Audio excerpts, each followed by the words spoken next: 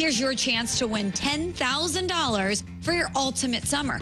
What are you waiting for? Take your shot with 5-Hour Energy and make this summer your best summer ever. Visit 5heshot.com for full details and rules and enter today. No purchase necessary. Ends June 30th, 2025.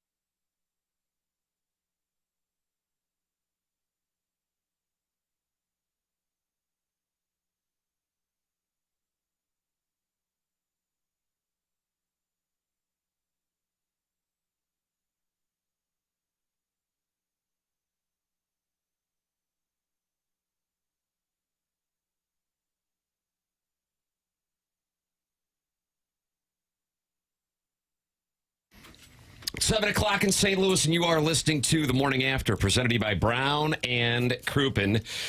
Timothy, Michael, McKernan, Douglas, Sullivan, Vaughn, Martin, Patrick, Joseph. The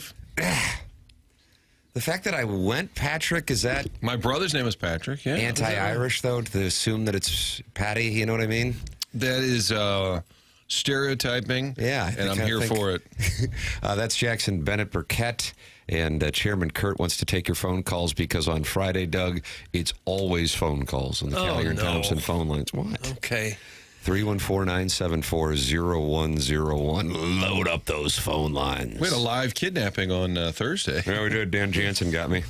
Did you get into your car and look over your shoulder yesterday, Tim? Yeah. Is Dan here?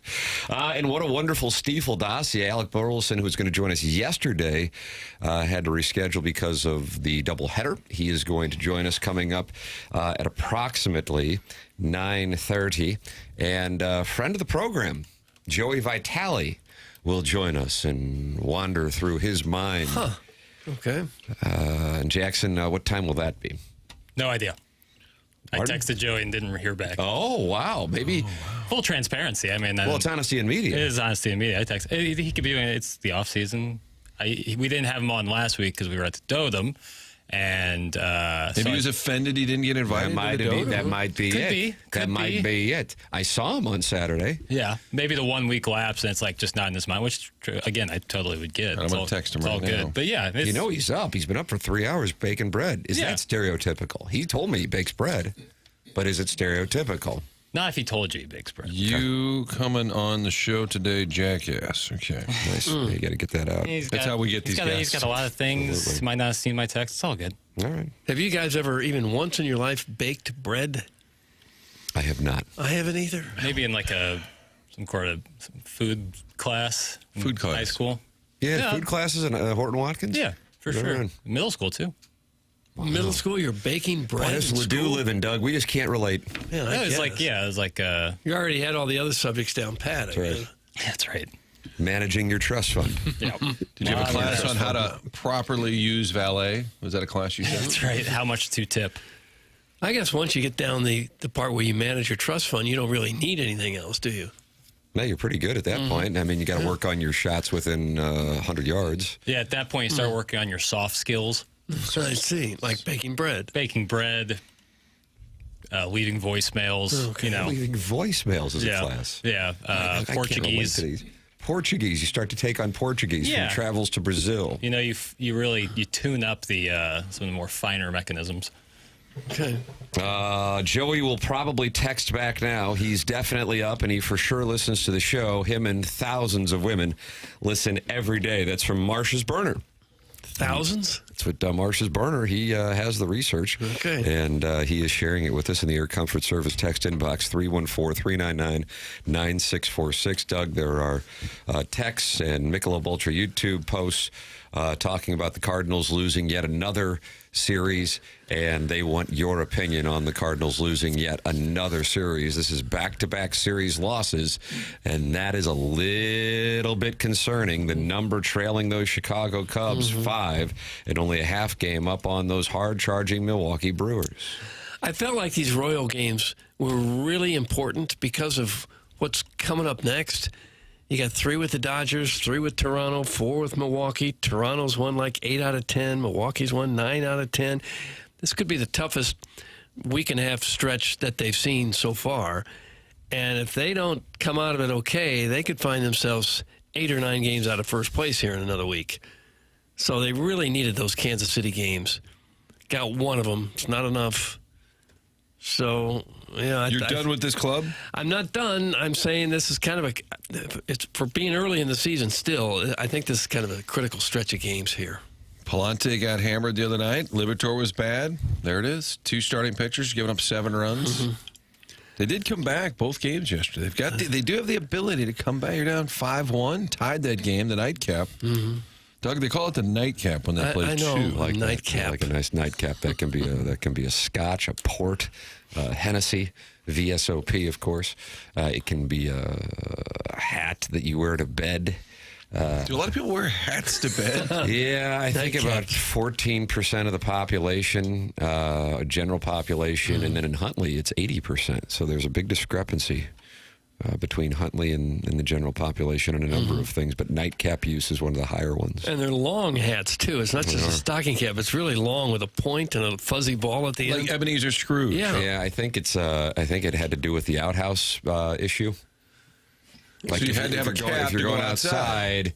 to relieve yourself, your prostate's a harsh mistress, and you go, I got to go out to the outhouse, I best wear my nightcap. I thought it was more because it was hard to keep homes warm at night, so they probably dressed up pretty well when they went to bed. Why do you hate outhouses? I don't hate outhouses, but in the dead of winter, they would go inside still. They had a name for it. I'm not sure I can say it. Let me ask you a question about 18th century coitus. When people were engaging in 18th century coitus, do you think they removed the nightcap? Depends on the time of day and the weather. Yeah, afternoon delight, no nightcap. If it wasn't cold, they probably didn't wear the nightcaps. But I mean, that'd be kind of a kink. Well, I kink shame, and I would tell you take the hat off. So if you were with a gentleman from the 18th century and he was wearing a nightcap, you'd say, hey, buddy, take off the nightcap. There wouldn't be a gentleman involved. What if it was an Doug, early? you're so freaking old. It was an early form of lingerie, that cap. Yeah, exactly. See, Martin's on it. You're kink shaming. Not cool. Okay. You can chastise Doug for his kink shaming by texting in 314-399-9646. Also, any other thoughts on nightcaps?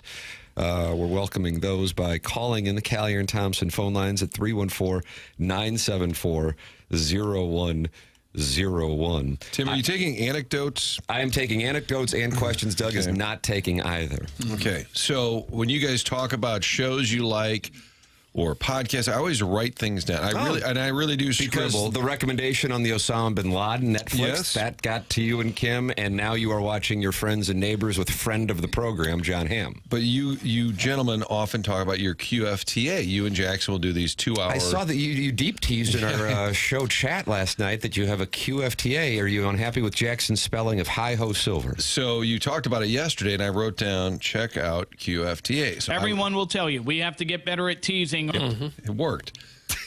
I was running home at about 6:30 last night, and I thought, you know what? I'll check out the QFTA the fellas are always talking about. So, Doug, I'm playing the show. Hi-ho silver. Hi-ho. I'm riding my Sibian is the title of this week's episode. And as I'm riding home, I ordered some food from the Village Bar. Oh, nicely done. Did you go burger? Oh, yeah. Family's big on the burger. Got to get wings. Got to get waffle fries. So I was grabbing it to go. So I'm playing your stupid QFTA thing. Oh, no Doug, offense. did you hear that? No offense. It's stupid. Taking it in. And then I have this habit of playing audio out loud. I'll just put it in my phone. I'm walking around the house, and the kids are like, what are you listening to? I don't want to hear your music. So I get out of the car, and just as I'm getting out, and there's people walking. It was packed house at the Village. And Tim is saying something about, they're banging like jackrabbits. Oh, no. And I kind of fumble looking Wonderful for my analogy, phone. it sounds like to me. That's great broadcasting. And then he says it a second time. They're banging like jackrabbits. you never know when people are under overpass. And people started looking over. I mean, I was like trying to find where I put my phone. And that was as far as I got. I didn't have a chance to get back to it, but I will. I'm making a note today to finish. I only made it about, 10, 15 minutes. Well, good news for you. There's still 90 minutes left. Jackson, what were we talking about when we were talking about banging like jackrabbits? Oh, that's like finding a needle in a haystack to say what were you talking about on Yeah, we QFTA just at a did the given time. podcast 2 days ago, and I have no idea what we were talking about. It could have been But anything. I was enjoying the banter with you, too. And then when they were banging like jackrabbits, and people at the Villages, why am I blaring that out of my pocket? Now people think that sports guy from Channel 2 is a porn hound. Yes. It's an isopod. It's when you listen, it's just you. You know? Isopod. I like that. It's an isopod. Are there podcasts that you should listen to with groups? I think there are podcasts that are much more palatable with groups. Nice. But Palatable. I don't know if any of them are preferred with groups. But QFTA is an isopod. I'll Isopod. listen to anything. You mentioned Van Pelt. He's on the. I've not listened. Oh, I love that podcast. I will, but That's I got into the that's my curbside. go-to. Because you would talk about curbside. I so love the started curbside podcast. Listening, I'll listen to Rogan, but then I can't make it 4 hours. I just can't. I used to listen Those to Rush episodes really do Limbaugh. go 4 hours? I think. What's it? Chairman, what is the longest Rogan? Oh, Chairman, you're a Joe Rogan guy? No, Yeah. I'm just. I listen pretty religiously. I would say he's probably done a couple here and there that'll go 4 hours, but I would say How do you have time to listen to that? 2.5 to 3 is the norm for a Joe Rogan experience. Bill Murray got up twice to go to the bathroom. Even that, how do you have time? 2.5 to 3 hours?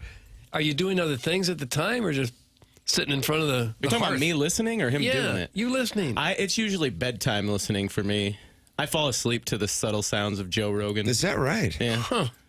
And I don't make it very far, but I'll pick it up the next morning and Okay. got to finish. All right. Is it an isopod?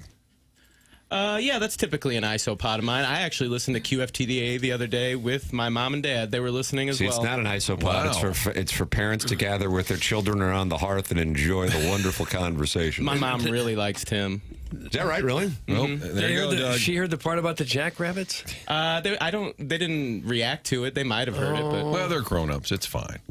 It's all good. I enjoyed listening to the fellas, you know. Yeah, I think the focal point of the first half hour or so was compliments towards little Jackie Papers here, your cohort in the Alliance. You Martin. were explaining, the backstory, how he got on board. Yes. Gangster Pete told him what's the thing that Gangster Pete told you? Because these are words that Jackson still lives by 5 years later, Martin. Don't allow the opinion of others to matter because they don't know you. Essentially, yeah. If someone doesn't know you, don't let their opinion of you affect you one way or another. Because Jackson's observation on this program, Martin, he uses the term parasocial, that oft times, and Doug, you notice I saved the syllable on often. I know.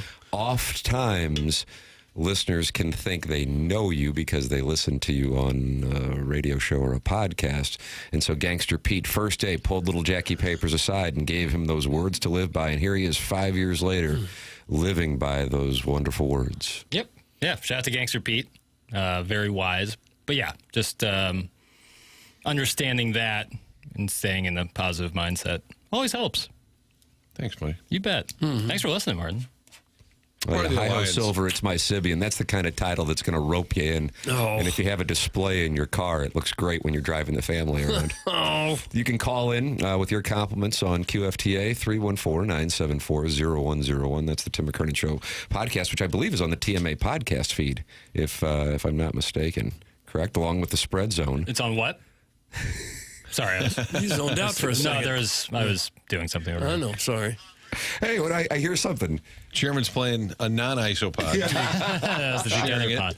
It's a separate feed, but it's all available on the TMA STL or 101 ESPN Along app. with the Spread Zone. Yes. And on the Spread Zone, Riz, Papers, and myself all picked the Thunder to win either a sweep or a gentleman's sweep. I think Riz took him in a sweep. He did. But that Anthony Stalter of the Fast Lane, and for the record, we are an intense radio war with the Fast Lane and the Riz Show for that matter. Anthony Stalter said he likes the Pacers. He picked them to win, and they're like plus 550 or something like that. Jackie Papers, the Pacers go into Oklahoma City. How do you do? Wow. Yeah. That's the Pacer way. Every single series they've had this Stolen playoffs, game. they have, I took a screenshot. Someone posted a great screenshot of like 4 different games where they're down 7-8 points with 37, They got 50 down seconds 15 left. in the fourth quarter last night. Yeah. I moved on. Oh, I know. It's that Oklahoma City was perpetually up 11. It seemed like, but could not pull away. They forced 19 first-half turnovers, and they were only up 12. I mean, that's ridiculous. The Pacers don't turn the ball over. So when you force that and you're not up 20, it's crazy. And then the Pacers do what they do. They don't miss threes in the fourth quarter and make the comeback. Halliburton had been playing bad all game, but real winners come up when the lights shine the brightest, and boy, howdy did he ever. He's done it in every series. Wow. Every single series. Unbelievable. And game 1 against the Knicks, this was like a perfect, Even that when he got mocked because he thought he had hit the game winner, they had to go to overtime. Right. He thought he had dunked on the Knicks. And But they still, won the he doesn't game. hit that shot. They even go to OT. Right. And that whole series might have been different had the Knicks won game 1. So to go and steal a win from an 80 win now, including playoffs, Oklahoma City Thunder team is huge. That changes the complexion of the series. How can it not? I love the fact he got voted, most overrated by other players in the league. Mm-hmm. And he's gone out and silenced them. And instead of like a typical 2025 sports war, which would just be words. So-and-so swiped at so-and-so. Somebody took a shot at so-and-so at the podium. It's all verbal battles. I love the fact he's just backing it up with his play. Yeah, but that's the thing. That's what makes it both like cool and kind of odd about basketball. Had he not made that shot, the discussion would be like Halliburton needs to step up for the remainder of the series if they're going to have any chance. But he hits that shot, and he's the hero. It's just how quickly it all changes. Jackie Papers is, whereas Mark Hanna of Evergreen Wealth Strategies is the 9 o'clock hour sponsor and a financial advisor for many of the TMA listeners. I blindly follow Jackson Burkett's financial advice when it comes to basketball wagering. How can you not? The man went 14-2 on the Spread Zone during the NCAA tournament. And Jackson, according to what I have here, looking at my account with my high school bookie, your plays went 2-2 last night. Yes. So, Doug, that's not bad. He had, let's see, what did I have? Rebounds for Jalen Williams, over 7 That did not cover. I had it at 5.5. Okay, well, either way. I don't know if he got. Did he get there? No, he had 4. Okay.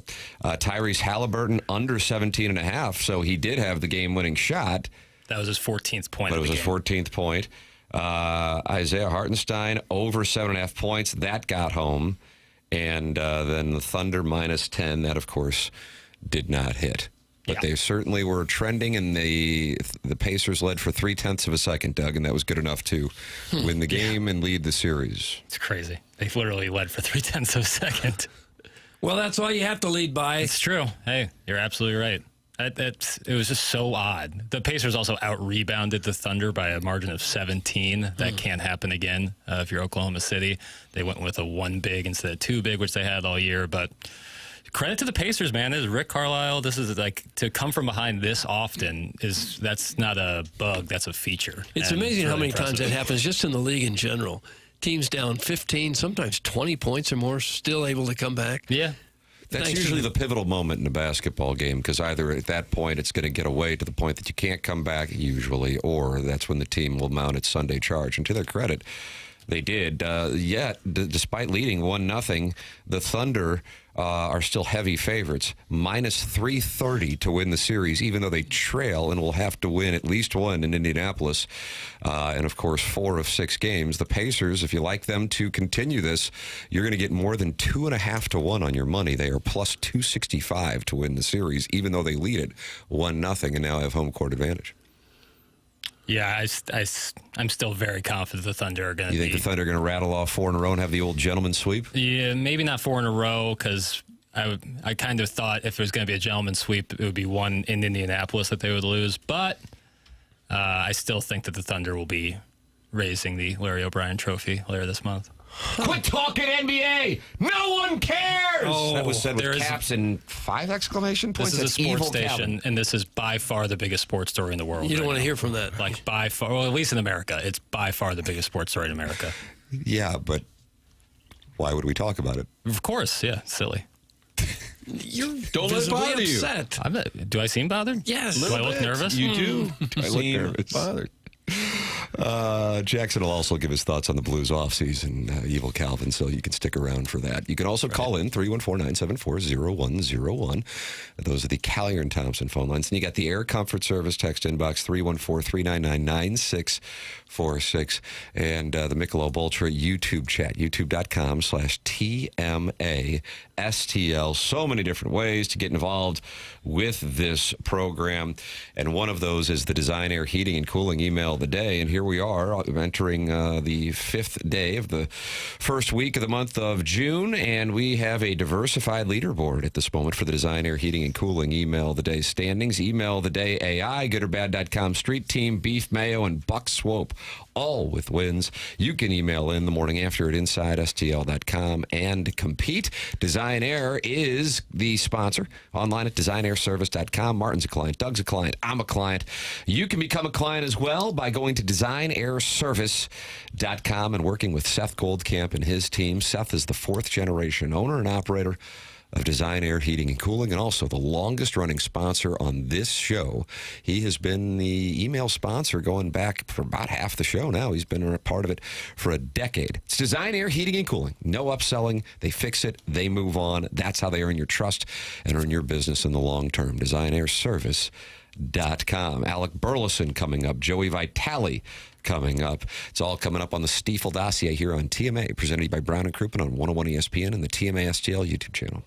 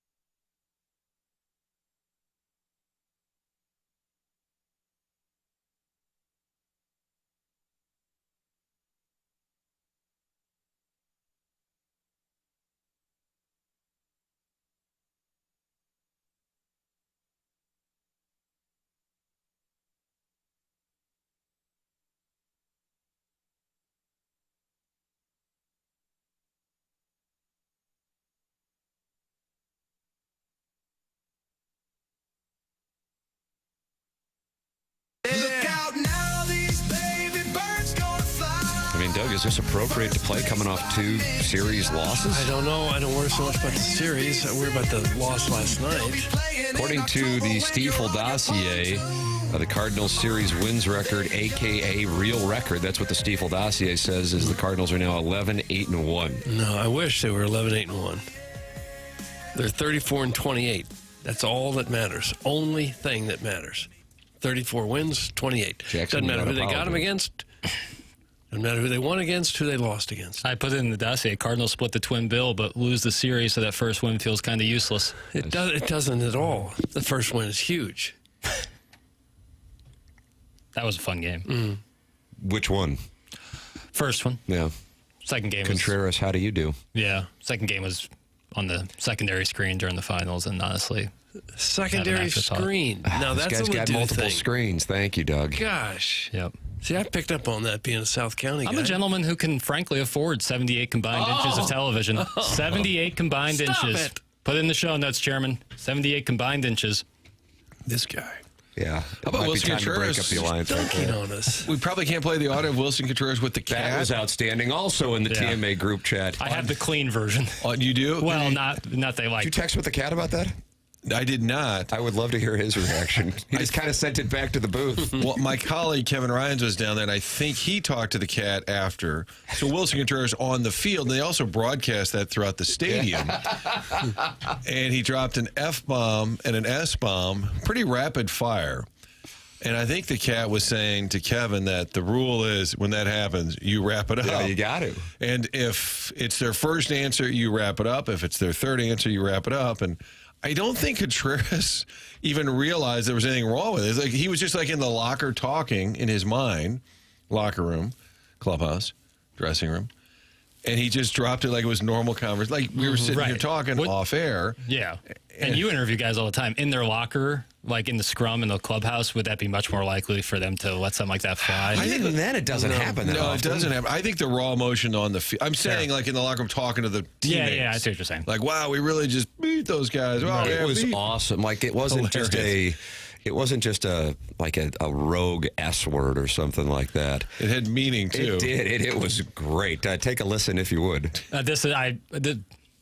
don't have that clip. I didn't know if that was okay, but that wasn't I what thought went you out on the did- TV, no, so I you're didn't fine. know if that was okay. You're fine. I thought you said you had a clean I have version. the version that they broadcasted, but that part wasn't in it. Somebody, you see my nurse? On Twitter, they put out a video of Cat being So they Cat eliminated interviewing that Wilson, portion. So that part was not in there Okay. at all. But what about the clip that Martin sent to us? I have that, but I didn't But know that if that needs was some okay to cleaning. play on. I thought that might I have thought you been. just beep it. I thought that was a solo clip, an ISO clip.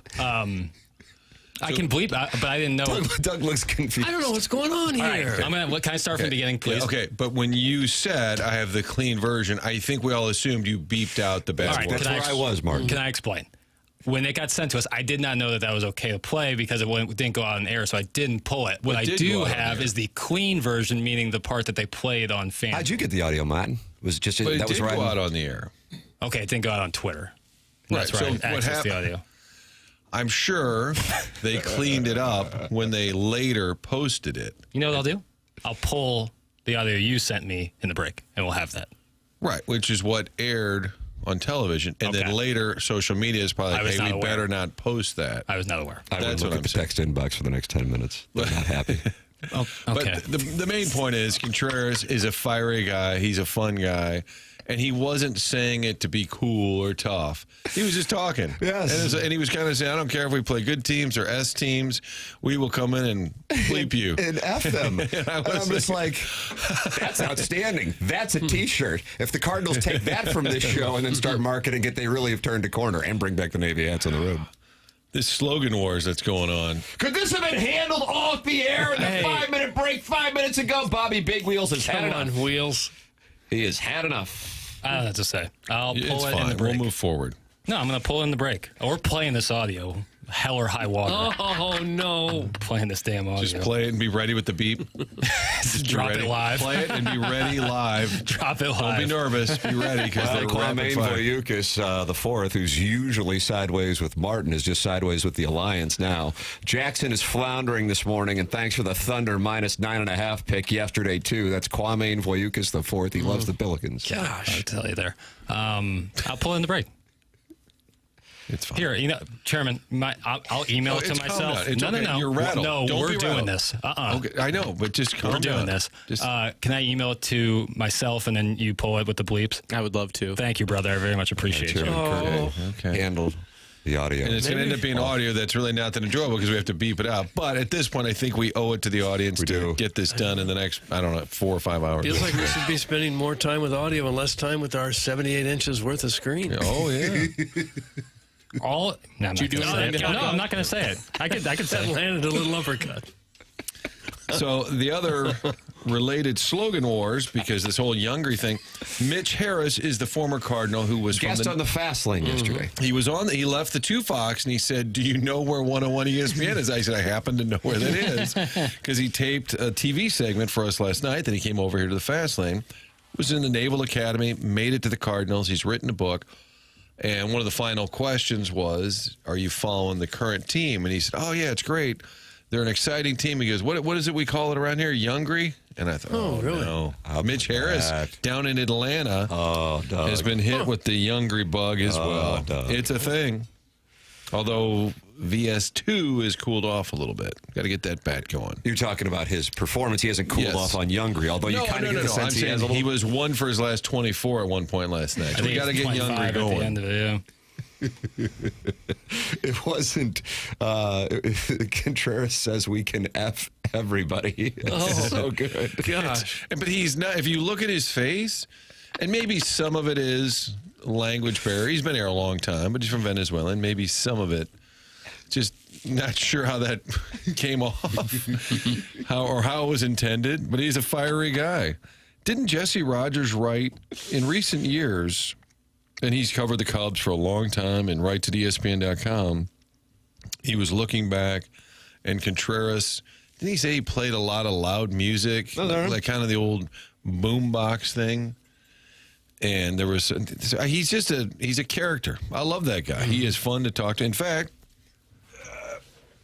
What's Where are you going on? going? Martin's leaving. no, in fact, He's reaching into his Willie bag.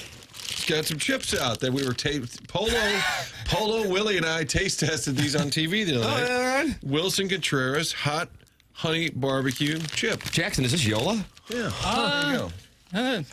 I'm pro. Yeah.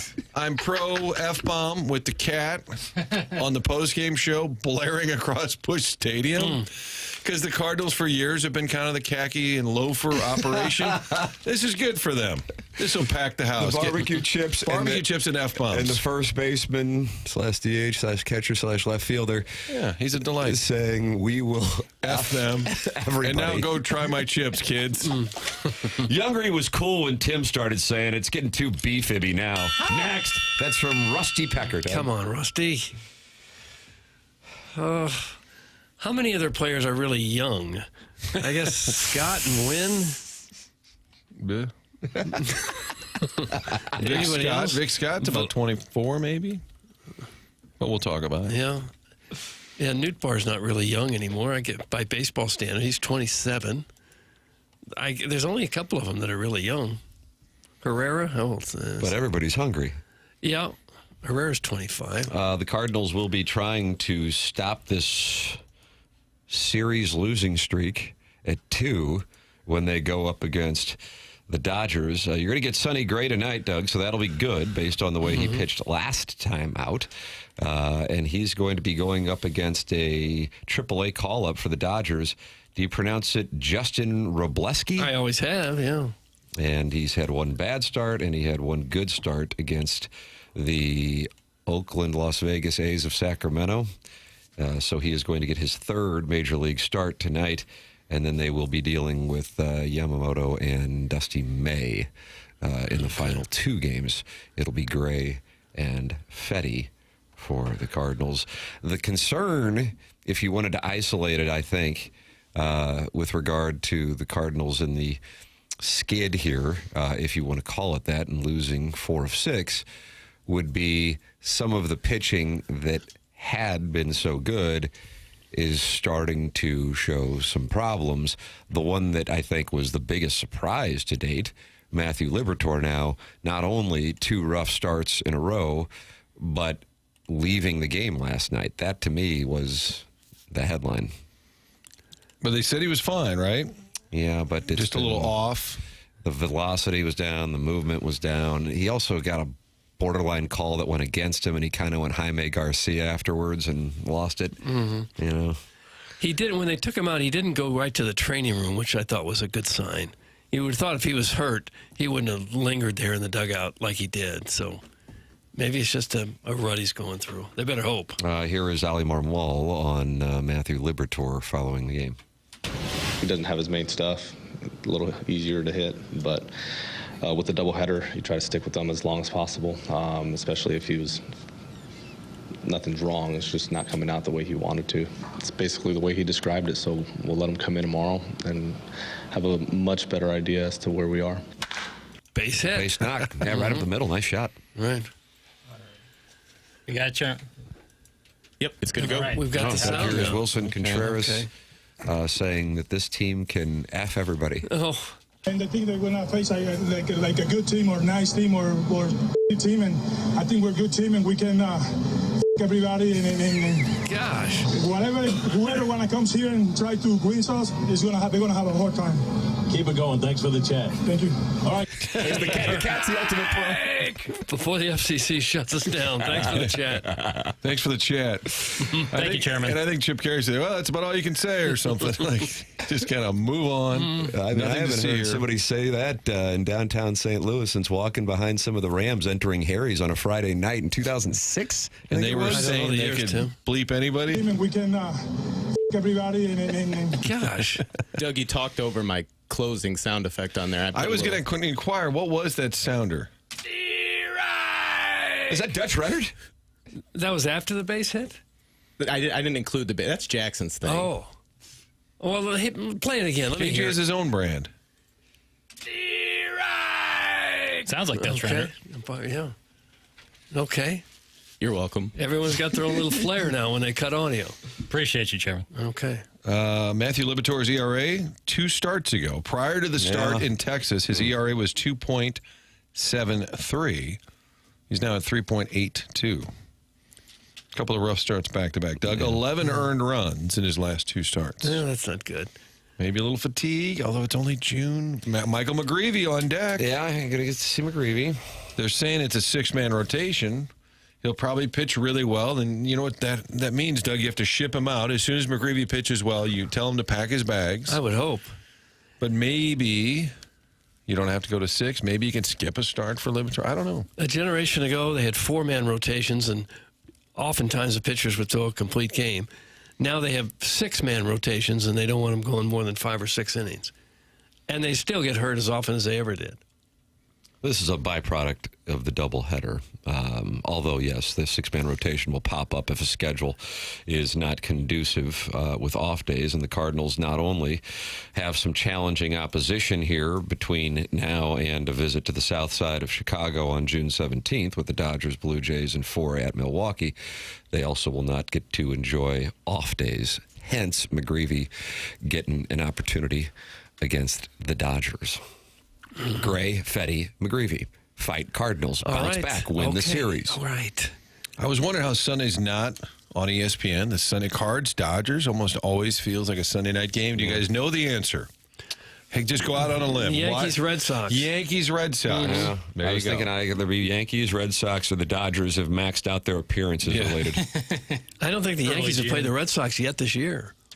That's the thing about the Cardinals haven't played the Cubs yet this year. Yeah. Well, that's what they're doing with playing all the teams in the American League now. Yeah. I saw that I don't know where I saw it, so this might have just been a guy in my TikTok algorithm. But little pushback on the interleague thing. I've always and listen, I recognize, just like my diluted postseason thing, I'm in the minority. But I enjoyed when it was all National League against all National League and all American League against all American League. Because then I thought that added to the World Series. And you, of course, would see the teams from your division and compete. But that's when the division title had merit. Now you can win the division title and spend 24 hours in the playoffs and be gone after losing 2 games in a row. But it's because of the interleague play that the Cardinals have not faced the Cubs yet. And it's been an unbelievable amount of American League opponents first half. Yeah, I mean, they opened up the first 6 games of the season. Twins and Angels. 9. Twins, Angels, and then Red Sox. Oh, that's right. Then they went to Boston. Yeah, here in St. Louis. It was Twins and Angels, and then that trip to Boston. Twins, Angels, Red Sox. Then they played the Astros. Then they played the Royals, the Tigers, the Orioles, the Rangers, the Royals, the Blue Jays. I mean, that's just a ton. Mr. Bojangles says, Martin, you're not correct. The reason why the Cardinals and Dodgers is not on ESPN Sunday night is because the Battlehawks are in prime time and they don't want to go up against it. That's Mr. Bojangles. It's a great point. It's a great point. Thank you for reminding the audience, because you can go to that Cardinal game, enjoy yourself, and get home. Or in Jackson's case, have all the TVs 7 inches worth. Yeah, I mean, what are you going to be doing there, Jackson? 5 o'clock Sunday night, Lee's Recipe, a vehicle of yours. Eat some chicken and watch Battlehawks play the DC Defenders. 5 o'clock Sunday night. Basketball will be Saturday night. Okay, so basketball Sunday. Basketball Sunday? Yeah. How do you not know that? They like to always have like 4 days in between. That's great. games. All right. Well, they don't want to play on Saturday. Yeah, night. that makes sense. So you got the Stanley Cup Game 2 tonight. Nobody's playing on Saturday, and then the NBA comes back on Sunday, NHL Monday. Okay. I did notice how they cut. I'll be watching. Notice how they cut to Shaq right away after. I know. Was that odd? Like the winning shot. New teammate. Was that by design? Like he was courtside, so it wasn't like they had to pan up to the. It was almost like he was the owner of the Pacers. It was random. It did seem quick. They were quick to hit that button. The Battlehawks draw more fans than the Cardinals do, LMAO. That's from the 870. 870, what do you think that is, Doug? I don't know. Want to take some guesses? Yeah. 870. I'd say like Central Ohio. I don't know. You think it's Columbus? Can we have a clue? No. Columbus is 614. Clue, please. The state is south of us. It's Louisiana. That is a state south of us, but it's not the state. So it must be Arkansas, the natural state? Correct. 501 is the Little Rock area code. I was proud to have a Little Rock area code, Doug, in 1999 and 2000 when I spent 8 months at KTHV-TV, the CBS affiliate, before we got a chance to work together. Happiest 8 months of your life? You know, it was different. It's a different time. Okay. Does this show, in addition to zip code shaming, and I'm still kind of new, do you guys also area code shame? Sure. Okay. Yeah, there's a number of criticisms of 618 and 636 area codes that come through. 870 is a new one for us. Is that Northwest Arkansas? That would be El Dorado, Mountain Home, Jonesboro, Pine Bluff, Monticello, Magnolia. It's described as northern, eastern, and southern Arkansas, which seems like it's covering a wide swath. Everything but the Little Rock area almost. Yeah, and what was the number again? 870. Okay. Jonesboro's a dry county. Pony. Yeah, that's the one right near the border of Missouri? Arkansas State. When I went to Table Rock, we played golf, and I think the course was technically in Arkansas, and we tried buying beer, and they're like, no dice. It is a dry county. It's like, oh, what are you can't buy alcohol anywhere at any time? Dry county. Yeah, dry county. Now, you can bring it in from a wet county. So you can drink it there. They call them wet county. You just can't buy it there? Pretty sure. I'm pretty sure that's the rules of a dry county. It's about the sale, not necessarily the consumption. But if I'm wrong, please. I can only take so much. Jackie, they'll probably let you know if you're wrong. Yeah, I don't know why. Good at that. Yeah. I was in Salt Lake City, and they said if you want to buy a beer, you have to buy some kind of waiver or buy I remember it was like a that $5 piece of paper you had to fill out, and I was like, I'll take a few of those papers. Let's just. I think that's where's Jack Daniels made? What's that town in Tennessee? Lynchburg. I think that's a dry county, and you can't buy whiskey there. I think. Again, please be gentle. It's Friday. Have a heart. Please be gentle. Rest easy. Moore County, where Lynchburg is a dry county. Nice, Jackson. It's a big win. It's a big win. Right right, All right, there. That is safe. Jackson Burkett with a big win. Right after you said that, I zoomed in on Shaq. That was a game-winning bucket. You are welcome to text in 314-399-9646 Air Comfort Service text line. Call in. Callier and Thompson phone lines 314-974-0101. And you can participate with 179 friends who have gathered in the Michelob Ultra YouTube chat, and they're talking it over. Bill Reloaded is in there, Doug? Bill Reloaded is in there. He's talking MD 2020, Jake and St. Genevieve. And Iggy is in there talking to the Bridgeton landfill fume for youtube.com/TMASTL. And on the Stiefel dossier, we know Alec Burleson's with us at 9:30. Joey Vitale, 8:15. Joey Vitale at 8:15. That is now officially locked in. And we'll find out if he was mad at us for not having him on last Friday. And that's why he wasn't getting back to Jackson. Did he get back to you, Jackson, or did he get back to Madden? He got back to me. Both. He said, I said, what time? And he goes, Jackson told me, 8:15. So he holds you in high regard. Wow. I hold Joey in about as high regard as you can hold somebody. Wow. I love that guy. I consider you. Who doesn't like that guy? Maybe the people who live next door to his chickens. Yeah. Neighbors. That might Friends and neighbors. That might be a fair response. I said, you coming on the show, Jackass? He said, yes. And then I just trying to help the Alliance throw out a couple of ideas. And he said, Jackson said 8:15. Yeah, done. Bless. There it is, 8:15. Okay. Joey Vitale. That's what's coming up. We do have Stanley Cup Final Game 2 tonight, and Doug, really an unfortunate exchange that's leading to a "so what'd your grandma think" coming up in the next segment. Yeah, somebody thought they were going to get cute, and old Bob wasn't having it. Really? We'll have that for you coming up. Joey Vitale, 8:15. Alec Burleson, 9:30. Design, Air, Heating, and Cooling email of the day at 10:45. This program is called The Morning After. It's presented by Brown & Crouppen on 101 ESPN.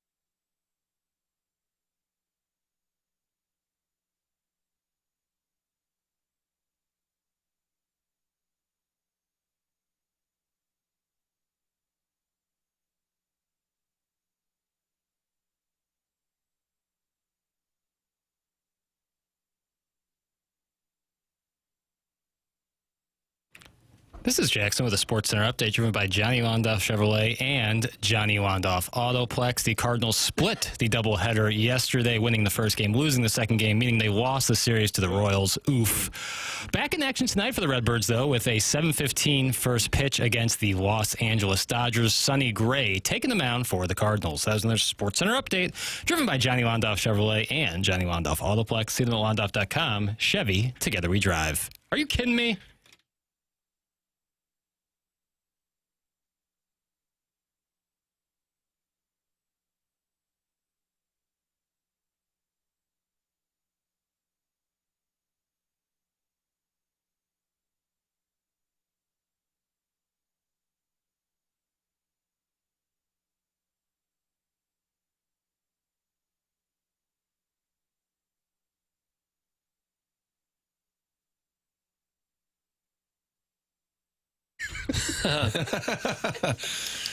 I could listen to that open all day. It's such a glorious. Congratulations. That's the best one ever. Martin, as you know, the barrier to entry to getting into sports media in 2025 has never been higher, unless you have a phone. And somebody got a credential to the Stanley Cup Finals and wanted to be cute with the affable Sergei Bobrovsky. Yeah, this guy's Jesse Pollock. That was the name. Dude, Jesse Pollock. And Was he, do you know the affiliate or what? I thought TSN. And he's holding up a phone to a clearly not interested Sergei Bobrovsky, talking about a show that was super popular in Canada. And these gentlemen had a brief run with FS1 when FS1 launched. Doug, was that 2000? Gosh, Tim, the years, I don't know them. 12, Martin? 13, 14? I think. Because it was always Fox Sports Net. And then it became FS1, and they had a show with Regis. But they also brought these guys in from Canada to kind of host their sports center, and it was Jay Orand and Dan O'Toole. Yeah. And they were trying to be the new Keith Olbermann and Patrick. That's exactly right. It did not work out. But Jay is still doing the show. I guess their producer or intern. He does Bar Down, the hockey. If you follow on Twitter, Bar Down on Doug, do you listen Twitter. to Bar Down? I don't listen to Bar Down. He also does some work with TSN. He works with both. Here is his interaction with the Panthers netminder.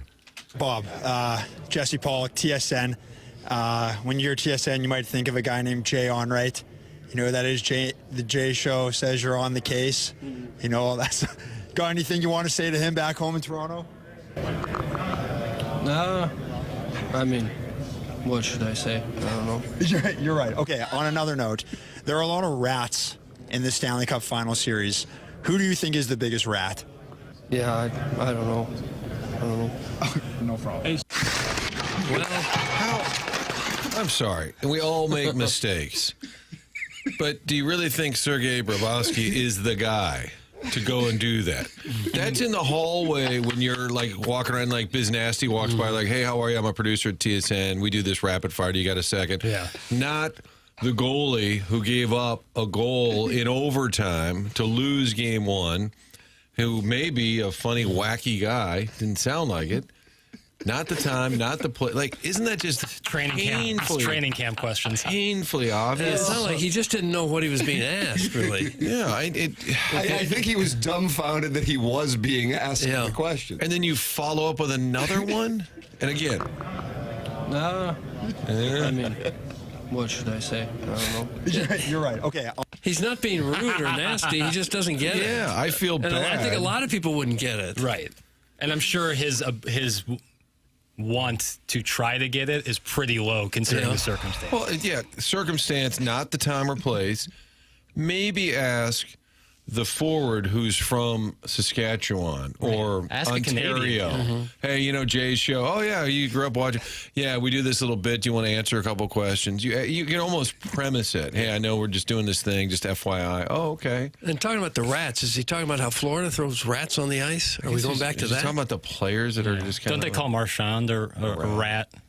That's usually done from opposing. Right, but isn't it like, aren't they embracing? I thought they were like embrace. I don't know. Well, it's hockey. the What the hell rat do I know? thing. Are you familiar with the rat situation down in Sunrise? They throw rats on the ice. Yes, Did in because 96. the building that they initially played in, the old John Van Beesbrook team, Martin, had so many rats in the building that they began to celebrate it by throwing rats on the ice, kind of like Red Wings fans. Plastic rats Yes. they threw. Yeah, Yeah, not real rats. The Red Wings were throwing the octopi for years. Real octopus. And then, Yes. so then the Florida Panthers fans started throwing plastic rats. It'd be people kind would of bring in funny. octopus. Yeah, real live octopus. Imagine Yes. sitting next to that for 3 periods. There was Yes. just one guy would do it before. Oh, the okay. game. There wasn't like an 8-year-old with an has octopus. 8 tentacles, and you used to need 8 wins to win the Stanley Cup.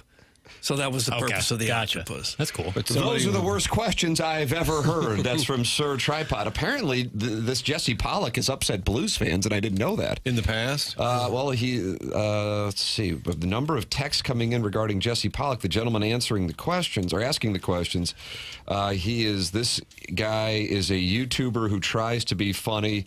That's from the 636. And then some people are saying he's a big Winnipeg Jets fan. John Gruden's burner, Jesse Pollock is a Winnipeg Jets fanboy. He's a nobody special, I guess, or a Nobu special, Doug. Of course, Nobu with a secret menu that you're aware of. Yeah. His Twitter handle says Goofy Dude from TSN Sports. Bar down videos. Goofy Dude. Again, great. Probably really good at what he does. Maybe that's not the guy or the time or place to do the Goofy especially Dude with a routine. guy whose English is his second language. That He is. might not quite understand the nuance of the sentence that you're uttering to him. He talked major smack during the Blues-Jets series. He's a douche. That's from John Gruden's burner, and he is not happy with Jesse. Well, I'd let it go. just kind of let it go. I'm sure Bobrovsky did. He probably walked away, shook his head for a second, and didn't give it a second thought after that. I credit him for posting it. You know, it's his video. He could have just let that die on the vine. Jake in St. Genevieve says, how the F does Jackson not know about the Red Wings fans throwing octopus? That's in the Michelob Ultra YouTube chat. You might have been 3 or 4 when they were doing Brother, it's hard enough for me to remember a player name, let alone 90s Red Wing lore. Lore. I don't know these things. Does PETA not allow them to do that anymore? Is that what happened? Well, PETA's not a governing body. No, but they can put pressure on you to throw an octopus out there. If I was running some sort of sports venue, I would be opposed to fans bringing in animals, dead or alive. But shout out, what was it wasn't the like name? thousands of fans were bringing in octopuses. Okay. It's like one guy. I don't know if he worked there or what, but one guy inevitably would throw an octopus on the ice. What was the name of Young Pageview's little muskrat or whatever? Boris. Wow. Boris, thank you. I got to travel in a van with Boris to Game 6 of the Stanley Cup Final. It was an honor. So live animals only, no dead animals. That would be my rule. Because I liked Boris. Supposedly octopuses are kind of smart. Octopi. Octopi are rather intelligent. Really? Yeah, I've heard that. I have actually heard that. Oh, so you're going to give them credit, but you're not going to admit that turtles know when it's going to rain? I don't think a turtle knows. No, I don't think they do. You disgust me. Octopus has a big head. Turtle, tiny little brain. You ever have octopus as a delicious dish? No. Oh, Martin, the grilled octopus. I think it might even be called char and olive and oak. Oh, Bill. And I don't know what that sauce is that they use, but how do you do, sauce? Just make it a little come on Segment to the title. Yeah, I'm willing to seduce anybody at this point. To be fair, Chairman, Jackie, whoever's got a moment, is there other content from Jesse Pollock we could sample? Ooh, okay. Just to kind of get a see, little sampling here. like body of work. Again, I would say to him, if he was sitting here, I don't know, maybe not the guy to do it to, maybe not the time. Stanley Cup Finals, they lost in overtime, painful loss. He's the goalie that gave up the goal. Russian guy trying to do jokes about a Canadian sports guy. That's tough. So, Yeah, well, but it was a great "What's Your Grandma Think" segment. The So Would Your Grandma Think Open alone makes a So Would Your Grandma Think segment worth it. Tip of the cap on the production. What you and the Midnight Rider, Mike Ryder, did that production. That was a balloon party at the very beginning. We had multiple iterations of the Open. There was like 2 or 3 different versions with different questions and little sound droppers in there. Yeah, I was scrolling through TikTok this morning about 5 a.m. and sent that over to Little Jackie Papers. I said, "Yep, this will do. This will do for a So What'd Your Grandma thing." Yeah, I thought. My message to Jesse Pollock, please continue to do so. It's great stuff. We'll take it. Really enjoy it. Well, it must work for him a lot, or he wouldn't keep doing it. Right. He must have a funny show or something. It looks like he's got a decent Instagram following as well. But under hashtag this league, Tim, we're kind of in the NBA NHL final window here. Yes. You had the ABC affiliate in Fort Wayne, Indiana that cut away from game 1. Oh, no. To tease ahead to the news. And I'm not, I read this last night, but I'm not entirely clear when they cut away. So bad. With about minute 5 left. It wasn't the game-winning shot. OKC had just missed. OKC had just missed a 15-foot jumper or so, and I believe we're up 4 or 5. With a minute left. But the Pacers very much in it. The Pacers were driving down the floor when they cut away. Okay. Is there audio of that? Oh, I got audio. Oh, wow. Look at this guy. Here we go. Hit the lever, please. Thunder clinging to this 3-point lead. SGA the drive inside. Shot blocked. Siakam throws it back. Next on my 21 God. Live News, the man who was brutally beaten at Pike's Pub last week has come forward. Hear what he wants to have happen now. Also tonight, a big night for Pacer fans as Indiana is in the NBA Finals. We'll show you a local business who has seen a boost from the Yes Sirs. And we could see a little fog overnight tonight. We'll have the very latest forecast coming up in a few minutes. Thanks for staying up with us. I'm Amara Boss. Fort Wayne's most watched news start. SGA guarded by Nimhard. Had to be a mistake. It had to be. Of course. My God. Well, it's in the New York Post, so the Fort Wayne station has made it to the New York Post. I've typed this in. This absolutely fascinates me. WPTA, the ABC affiliate. Yes. Oh, my God. They were up 3. Well, Pike's Pub. Who wants the name Pike's Pub? You got 1 day left to get Jackson to change your name or give you a name in the Air Comfort Service text inbox. Some director was checking it to make sure it was ready when the news started. Right. And Thought it was in put it on the air. Right. Yeah. But what I don't understand, because it sounds like a promo, like coming up tonight, and that they accidentally hit the promo, played it at the wrong time, should have been in a commercial break. But when the guy at the end says, "Welcome this evening," it sounded like the actual intro of they thought the news was beginning. Didn't you hear that at the end? He's like, "And welcome in, I'm Dan Stevens with your news." Yeah. As opposed to just the promo. It was a long promo. Usually those are like, hey, you work in it, so you know. But I'm saying 15 seconds. Right, but at the end, it sounded like an actual live introduction, didn't it? They missed a bucket. The Pacers scored. And it was like 30 seconds left when they got back. They were down 1 when they got back. They were down 3 when they left to do that. Can you imagine all the people at home watching on the couch just levitating, screaming, throwing things at the TV? Going full Contreras. Calling to the mic. We'll F everybody. S. Because, and then the promo's like, and we'll show you Pacer fans enjoying the game. They were teasing a watch party. They did still shots of a watch party. Look at this, Jackson. You can people were bidding on wanting the name Pike's Pub. Jackson's Uncle Doug wants his name changed to Pike's Pub, and he's offering you $1,000 for it. I mean, what a great spot Jackson's in. He's monetizing this Air Comfort Service text inbox. Sold. There it is, $1,000 to Jackson's Venmo. Now you are Pike's Pub. God almighty. And that's what gets people excited. Unbelievable.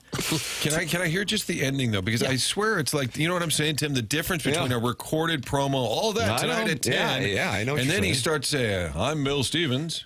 Here we go. And we could see a little fog overnight tonight. We'll have the very latest forecast coming up in a few minutes. Thanks for staying up with us. I'm Amara Boss. Fort Wayne's most watched news start. SGA. Doesn't it sound like it starts now, and then they would roll the pre-pro, and he'd have the lead story over at Pike's Pub. It sounds to me like they were ready. They accidentally started the news to me, not just rolled a promo, because he's like, thanks for staying up and welcome in. And it's like, the game didn't end? I don't know. Sometimes they still tape those. It starts now, and then you go, from Fort Wayne's news leader. Then you have the maybe bit of production. Well, they clearly they dumped it. Like they got out of it eventually because it gets cut off. But wouldn't you think you could do that immediately? Someone set their coffee down wrong. Unless I still think it was probably a director checking it to make sure it was ready, and he had no idea it was on the air, and somebody in the newsroom said, "Oh my God," and came running back there and called and said, "Get it off, get it off, get it off." Terrible for that person, because you're right, it's clearly a mistake. Otherwise, you'd have had to have 10 people in on it. Let's cut out of the game so we can start our news. Two nights ago in the Twin Cities, Doug, during overtime of the Stanley Cup Finals, TNT cut away to an emergency test, and when it came back, Edmonton was celebrating in overtime. Sweet in Minnesota. I heard that. Yes, and that's brutal. But this is in Fort Wayne, Indiana. Like this is it would happen. It would happen here if we had one of those tornado warnings. Oh, for sure. Yeah. But that would be a choice they made. Whereas I think this was an accident. And as brutal as it is, I understand it, especially with the recent history of May 16th. I would understand it. This, of course, just being a different thing. Jackson, you're getting requests for the San Diego State Blaine Gabbert. Is that at your disposal? And if this is putting you on the spot, it's the last thing that we would want to do. It would allow me, though, to tell people that this program is presented to them by Brown & Crouppen, our title sponsor now for a couple of years. Online at brownandcrouppen.com or by calling 314-222-2222. If you are in need of a personal injury attorney, you're going to want somebody who is local, and that's what Brown & Crouppen is. Founded in St. Louis and still operating in the city of St. Louis, going back to 1979, just built brand new offices on the Hill. You hear from Ed Herman, you hear from Terry Crouppen, you hear from Andy Crouppen on this program. They are TMA listeners, and we ask you to support the sponsors. Brown & Crouppen, presenting sponsor of TMA, online at brownandcrouppen.com or by calling 314-222-2222. Remember, the choice of an attorney is an important decision and should not be based solely on advertisements. Little Jackie Papers, the audio is not available. I don't even know what we talked about. I might have missed out on lore. Oh, the guy, what's the name of the bar? I don't have. I'm sorry. What?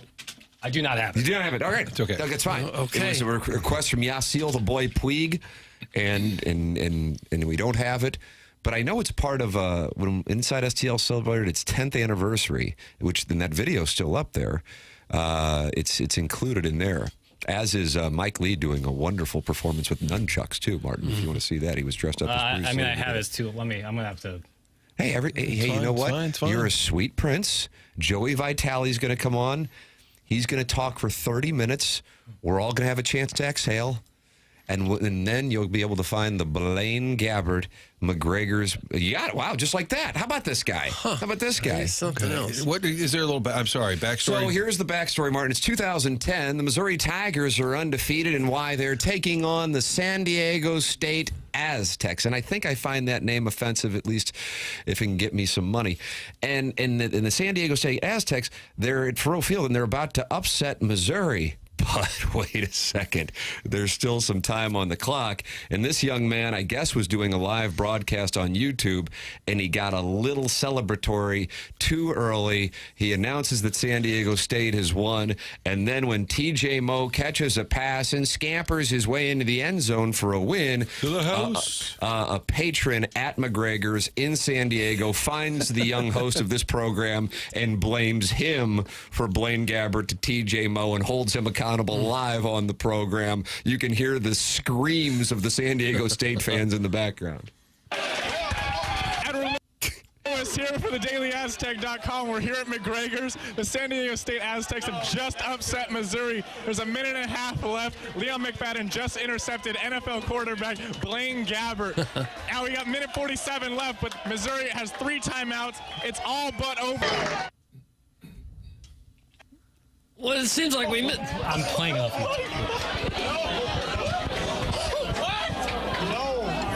Silence falls over the ground. Where's my girl at? Don't ever talk until it's zero. That team. Oh my God. No flags or nothing. How much time do you got left? I can't believe that. I cannot believe that. 51 seconds. What happened?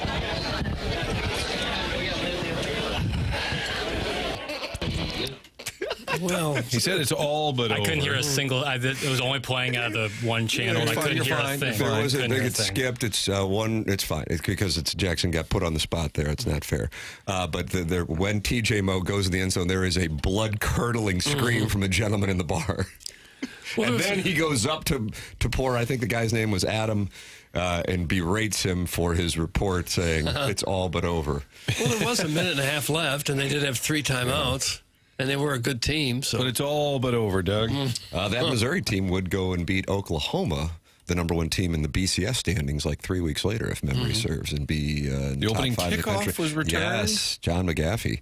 But then they would lose to Nebraska and Texas Tech, I believe, over the next couple of weeks. But that game is never that big if they don't have the TJ Moe miracle. I called Blaine Gabbert NFL quarterback, and I'm like, I kind of know what he was thinking, but he was still a Missouri college quarterback at the time. But God bless, fun with audio. It's the, quote, where's my girl at for me, Mr. Tim. Yes. Thanks, and hashtag free perk. That's Brian Henson, a fan of gluten-free perk on the Twitter tweets. Martin, you were asking about the history with free perk. She co-hosted the program, I think 2 times, maybe 3 times. And Brian Henson would like to see her glorious return. Doug, she's on the Twitter tweets at gluten-free perk. Okay. Free perks. That explains I'm learning a lot today. I think that's season 20 where she makes her appearance. She's still got a ways to go. Joey Vitale is going to make his appearance in a matter of moments on this program. What's going on with his various birds? How are things with the hauntings? And also, there's the Stanley Cup Finals going on. Maybe we'll get to it. I'm not sure. No, you don't know. And then I saw, I'm curious what he'll have to say about this. Cam Fowler was on with Andy Strickland and Cam Jansen yesterday. Some really good interview, by the way. They get some great interviews on that podcast, and I was watching that last night. So we'll talk it over with Joey Vitale. That's coming up next. Alec Burleson at 9:30. There's your Stiefel dossier, along with the Design, Air, Heating, and Cooling email of the day. This is TMA, presented to you by Brown & Crouppen on 101 ESPN.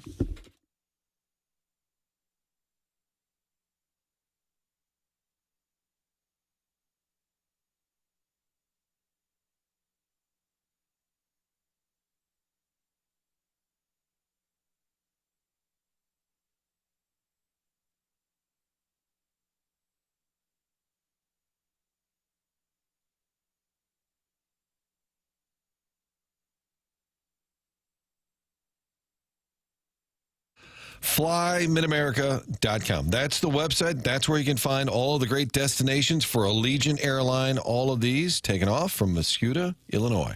It is FlyMidAmerica.com. MidAmerica St. Louis Airport, where you can head to Knoxville, Tennessee, Hilton Head, Las Vegas, Gulf Shores, Destin, 7 different Florida locations. And when you're booking online, you're going to see great prices. You get that with MidAmerica St. Louis Airport and the convenience of flying out of this airport. You're going to go from your car to the gate in about 15 minutes. Parking less than $10 a day, so you're saving money, going somewhere warm, going somewhere fun. Totally convenient for you. You just don't hear convenience anymore when you talk about airport travel. It's happening every day at MidAmerica St. Louis Airport. Book the flight at FlyMidAmerica.com. Again, not far at all from downtown St. Louis. The word's getting out. Great prices, great way to travel at MidAmerica St. Louis Airport.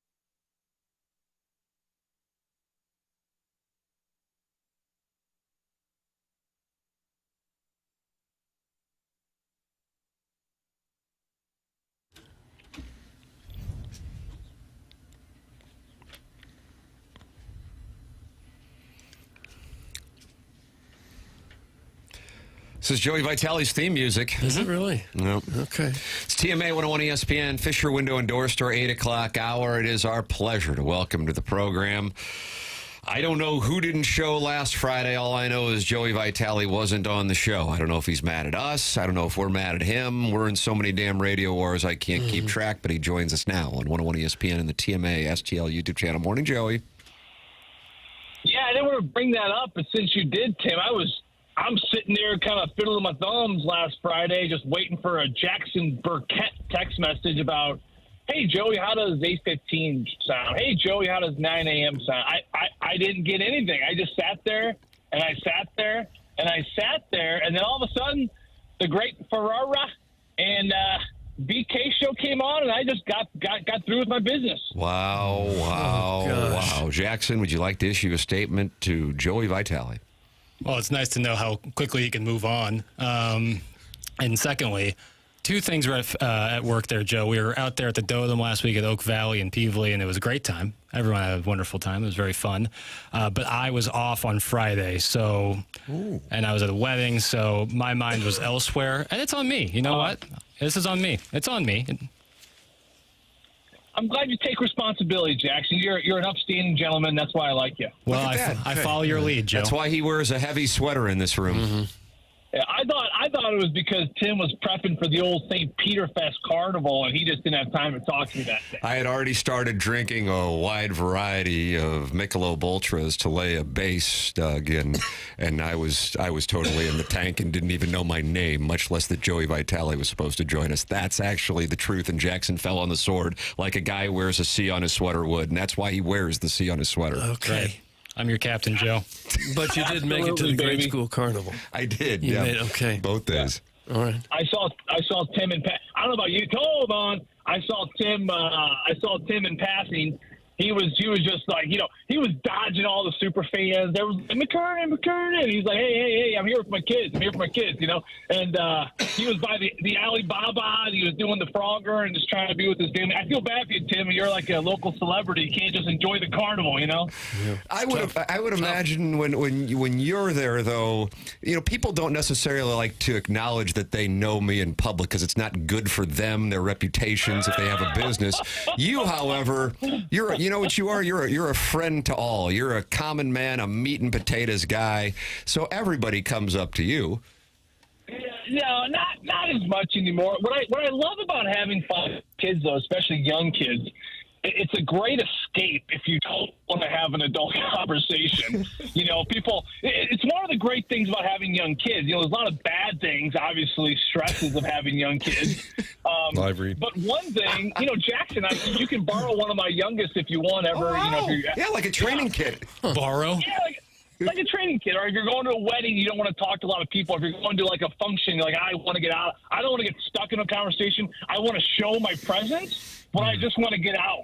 And the best one is like, hey Joe, how you doing? Great. Man, what happened in Game 7? That's a question I've gotten a lot of. I'd love to get into it. Hold on one second. My youngest is crying on the Frogger. I will be right back. And I just exit the conversation, or my son wants a 14th snow cone. I got to tend to him, and I get out of it, and I'm on my way. So it's a lot of dipping and dodging, but at the end of the day, it's still wonderful. So you continue to breed because you want to avoid conversations. Yes. Look at that, Doug. How many kids you suppose you'll have? 10, 12? We have 5 now. I've been working on my wife for number 6. She's talking about a foot in the sand. Like, she's putting her foot down. Like, she is like, it's a hard no, but I ain't gonna keep. It's like you keep shooting. You just. What's the old saying by Wayne Gretzky? You miss 100% of shots you don't take. I'm gonna keep taking the shots. If I keep missing, well, so be it. Wow. So you would really like to make it 6? I like to make it 6, 7. It's a wonderful thing. Listen, we got a lot of chickens. I need more help. Here we go. I need more. 450. I need more help taking care of my chickens. We got a lot of animals to tend to, and we need more hands. Really. You need some farm hands. This is like how people lived 100 years ago. Yes. Farm hands. That's right. All right. Has anybody in the neighborhood complained about your growing farmery? Nope, not yet. Not yet. Okay. Luckily, no one knows where I live, so I'm kind of incognito over there in my little sub part of Kaywood, if you will. But no one said anything. So at this point, I think we're pretty good. There was a house for sale right by Joey, and my wife was a big fan. And I said, "Hey, wonderful house. Unfortunately, it's a bird sanctuary right behind it, and I don't know if that's anything I want to deal with." Oh, were you looking at the Greco's old house? God almighty, this is so specific. You should have got it, Tim. We would have been buddies. We would have been best friends forever. Well, I mean, you have the bird sanctuary and whatever else, and then there's hauntings. I mean, my son, who you ran into a couple weeks ago, he goes, "Can we talk about Joey's house being haunted?" I go, "You and Joey can talk about it." Joey's convinced that he's got like Civil War ghosts or something in there. Bring James on over. We'll have a ball. I'll teach him how to tend to chickens. We'll talk about haunted house stories. We found a little crystal under the ground on the deck the other day. There's lots of stuff happening. Yeah, it's like little crystals that are popping up. I don't know what's going on over there. What a property this guy has, Doug. What do you mean crystals? Not great. I think it's like a fake crystal. I'm not sure what kind of crystal. I don't think it's a real crystal, or else I wouldn't be talking to you guys. No offense. Like it could be diamonds or something like that popping out of the ground? The look of confusion on Martin's face is phenomenal. I don't know, Doug. I'm not a crystal expert. I don't know. It looks like a crystal to me. Well, I have a carport. Okay. No. Huh. Can I, Joey, are you taking questions? Yeah, go ahead. Okay, you have a hard out at 8:35. Yeah, you let Jackson know he had a hard out at 8:35. I mean, we're the tango, Vitale. Yeah, don't worry, pal. We got stuff to get to, too. I mean, we got all right, pal. a dossier. All right, pal. Okay. Where are you headed? Can I ask what you got going on? Yeah, I'm heading out to Centene. Jamal Mayers and I, we run a hockey camp out there Monday, Wednesdays, and Fridays for a few weeks throughout the summer. So I'm going to go out there. I'm going to share my wealth of knowledge to the younger generation, if you will. How about that? Can I come? I'm looking to learn the game. Look at that. Yeah. You know, Jackson, you can come out for a guest appearance. Yeah, absolutely. Yeah, talk to the kids about the game. No, I want to be a camper. I want to learn the game. Yeah, no. We're strictly like 9 to 12 years old. You would not pass that. Well, they're considerably better than me. They were way better, and they know way more about the game. Yeah, rats. So that was a hard no. Okay. Only one of your children's playing hockey, right? Am I correct on that? Well, yeah, my daughter, she was a volleyball player, and she's going to play a little volleyball still, but she's like in hockey. And my son Harper, he just decided 2 weeks ago, he's like, "Dad, I don't want to play hockey anymore. I don't like hockey anymore." Oh, wow. I said, and how old's Harper? All right.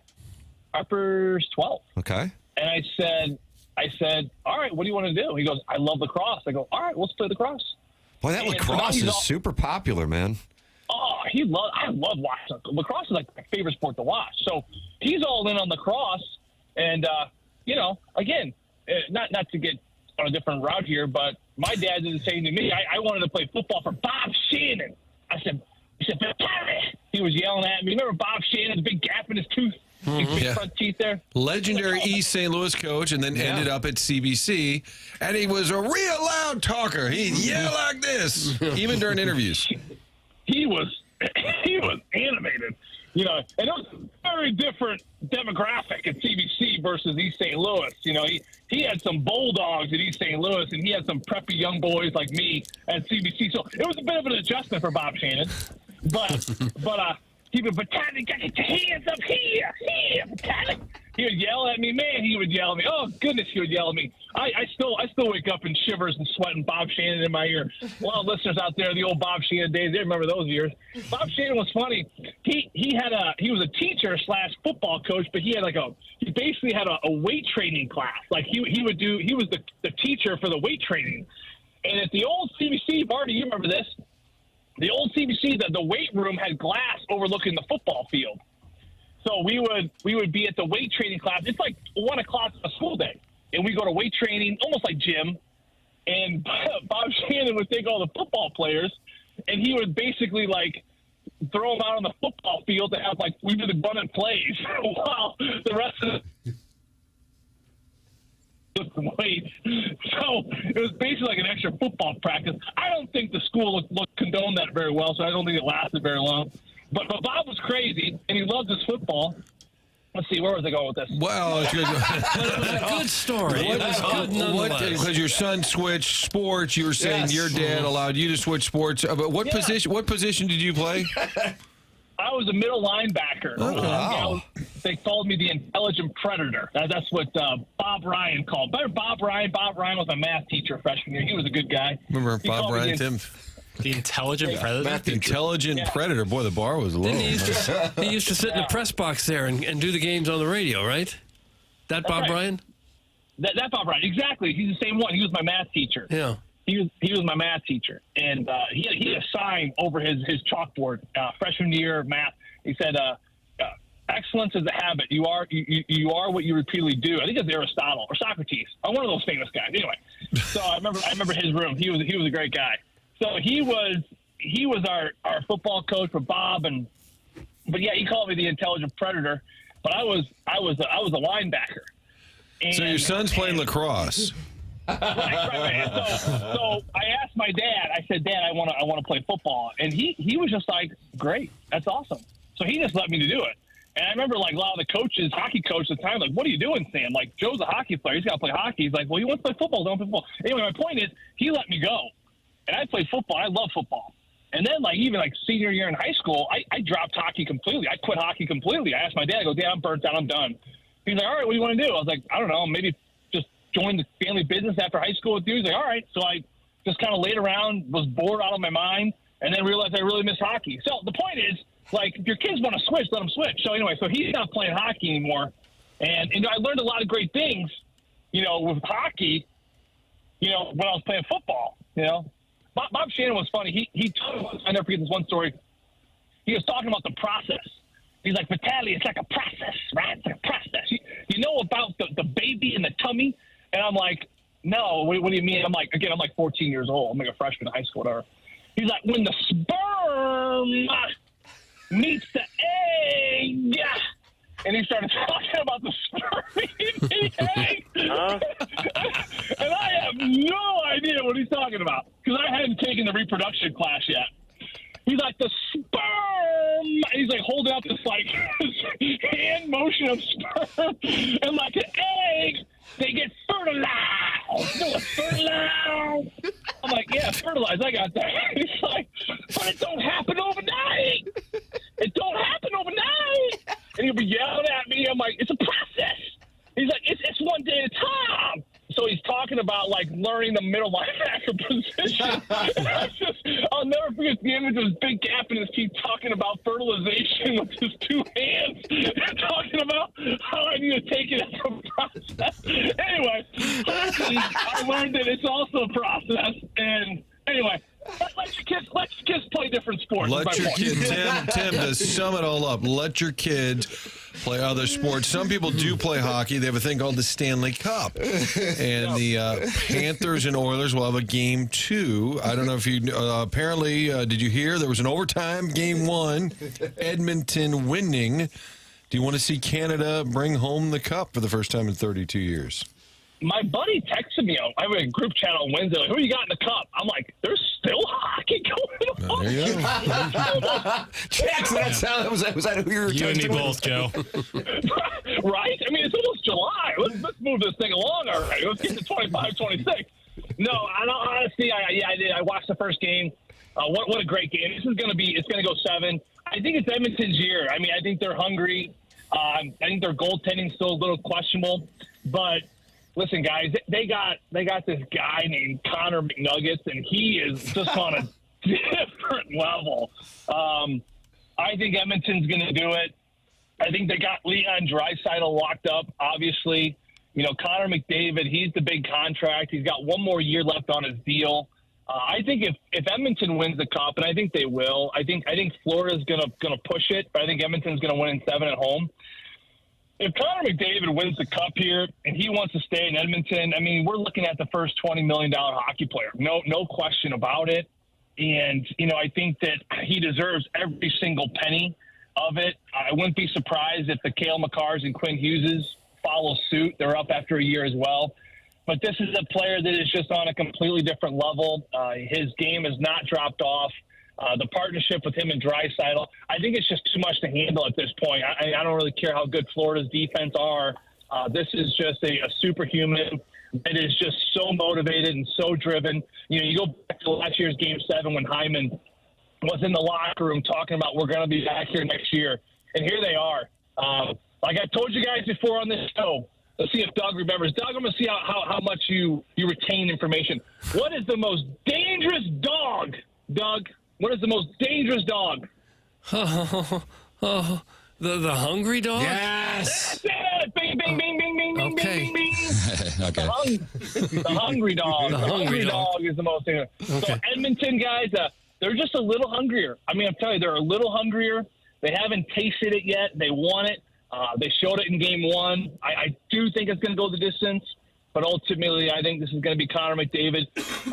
Not that he hasn't arrived already. This is going to be him exposed on the biggest stage, and I think they're going to get it done. Is it too early to put McDavid on the short list of greatest players of all time?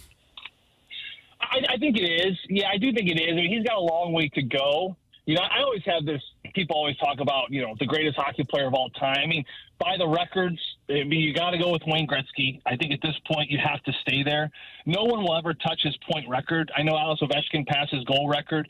If you ever want to look at how nearly impossible the points are going to be, even if Connor McDavid, we did the math a couple of years ago, the amount of points he needs to average, and then he has to play through his 40s. I can't remember the exact number, but it's almost still impossible, even for Connor McDavid, to beat the point record of Wayne Gretzky. So from a point standpoint, from a trophy standpoint, with the cups and the MVPs, I don't think anyone will touch Wayne Gretzky. But if you're looking at, let's just, compare the hockey player, the skating, the shooting, the stick handling, the awareness, all that. I mean, Connor McDavid is the greatest hockey player that's ever touched the earth. I include that with Sidney Crosby. You include it with Jaromir Jagr, Gordie Howe. I'm talking skating, skills, vision, IQ. This is the greatest hockey player that's ever surfaced the earth. And I think it's probably going to be the greatest hockey player in our entire lifetime. You look at the Bedards, you look at all these new players coming up. I still don't see exactly what they have that McDavid surpasses it all. So player to player, yes, this is the greatest player we've ever seen in Connor McDavid. But when you compare it and you look at the other side of accolades, trophies, awards, all that kind of stuff, points, certainly the great one, in fact, one of the greatest nicknames in all the sports, in fact, is still the great one, and I think will always be. Doug, it's 8:35, and Joe. No, Jackson has buzzed him. Jackson has buzzed him. This is a rigid time. We are hard out. 8:35. Okay. I mean, we got stuff to do too. Yeah, we got things. Oh, I know you want to have me on, and then you guys want me to talk for 45 minutes so you can take a break. This is why you guys love it. But you actually got to go back to work, Martin. You got to go back to work, Marty. Unfortunately for you got to actually do your job now. Oh, the buzzer again. You got double buzz. No. Joey, enjoyed the festivities today at Centene. Enjoyed the... Poor Jammer. Yeah, his mom there is going to be. And the Bob Shannon tribute, Doug, a little peek behind the scenes at CBC and the sex education that goes on during the weightlifting class. From the football coach. Thank you, Joey. He had a great book, the Right Kind of Heroes. I recommend it. The Right Kind of Heroes by Bob Shannon. He was a good man. He was a good man. I love that Bob Shannon. There you go. Bob Shannon, Joey Vitale. He was scary. He was scary. Don't get me wrong. He had that big gap in his teeth. He was scary, but he was a good man. All right, see you later. All right, we'll see you. It's Joey Vitale. He had the heart out. Yes. He had the heart out. One more. It's too good. I love Joe so much. That guy's a machine. He's so good. The texts coming in throughout the course of the conversation, as you might imagine, Doug. Very diverse. Some are on board, some aren't. That's right. That's the nature of the beast. 314-399-9646. That's how you can text in. Vitale is the best. Dude has to be on meth, though. That's from the 314.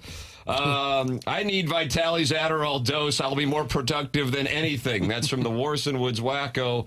Hit the buzzer. That's from Kwame Voyukas IV, and he's sideways with Martin and Jackson.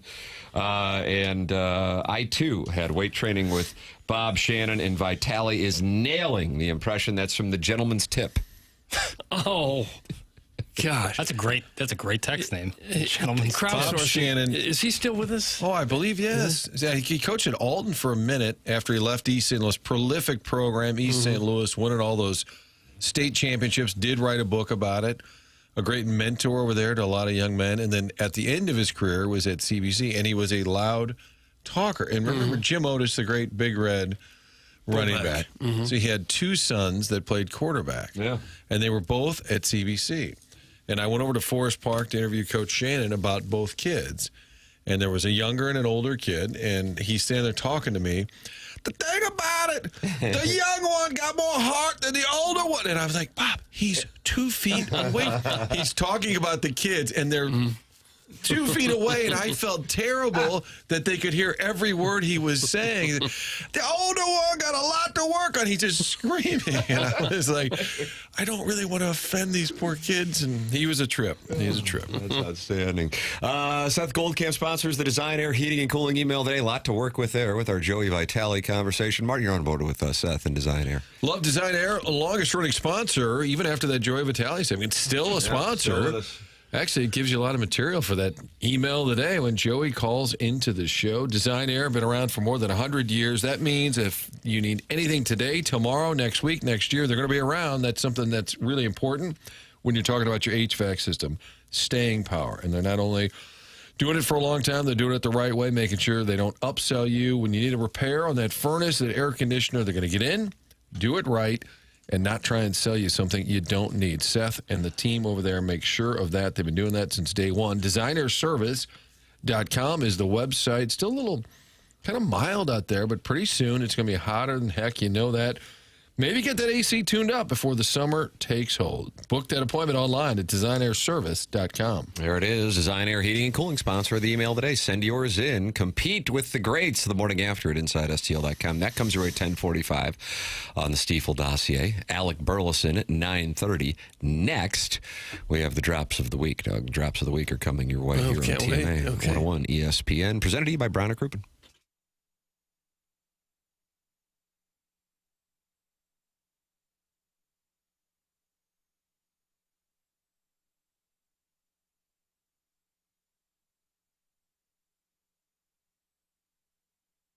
Aesthetic Design and Build is who you want to talk to if you are looking to customize your outdoor living space. That is Dan and his team at Aesthetic Design and Build online at aestheticdesignandbuild.com. They have a showroom in Chesterfield Valley. I have visited it. So impressed by both Dan and what they do and show in that showroom that I had them come out to our home. And they walked me through all the different types of custom work that they're capable of doing. Full-on custom decks. They can add on a pergola for you.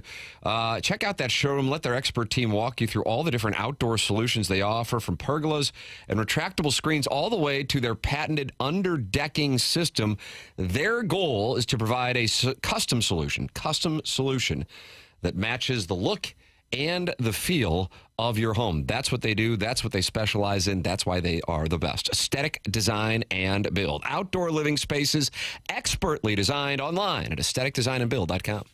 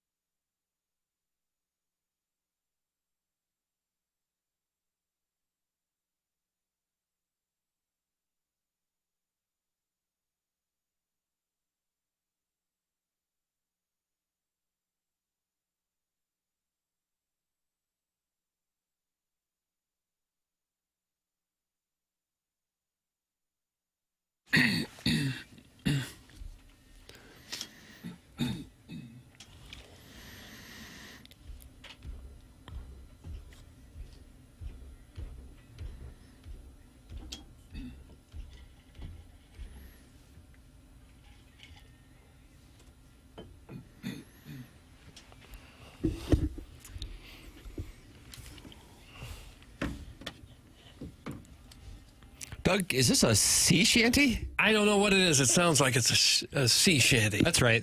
Big Tuft, during the Joey interview, requested kindly a sea shanty. So if somebody makes a kind request, you acquiesce. Huh. Please be gentle. Please be gentle. Yeah. If done right, I don't know what about it, but a sea shanty felt right with the rain we've had recently and some of the weather. And I love a sea shanty. Yeah. Have you ever gone whaling? I've gone deep sea fishing in Florida. Really cool. Really fun. Get seasick? I don't usually. My dad gets really seasick, but I take a Dramamine just to be safe, but I never really get seasick. Okay. Did you catch anything? Yeah, I didn't, but our group caught a shark. Really? Probably like a 4-foot shark. Yeah. Ate it that night. It was delicious. You ate the shark? Oh, yeah. Yeah. It was so fresh. It wasn't fishy at all. It was really good. What part of the shark to eat? The fins? I doubt it. It's probably a lot of cartilage. I don't know, probably around the rib area. They have no bones, so I'm sure a lot of it's pretty edible. I've had shark bites. It's pretty good. Yeah. I just wondered if that was really shark or if it was just chicken and they called it shark bites. I think you should order it. Gator. Sometimes they do that with gator. Mm-hmm. Which also tastes like chicken. Yeah. But that's... You're eating the tail, right? The gator tail. Yeah, for sure. Or his nose. Probably the tail. Snoot, gator for snoot? sure the tail. Okay. Jackie, is this the cough button right here? Because I've been hitting it repeatedly. One of them's a dump button, so proceed with caution. There's a big, bright red button that says dump. Then there's a button that is green that is not lit that says TB board op. And I believe that stands for Talkback, Doug.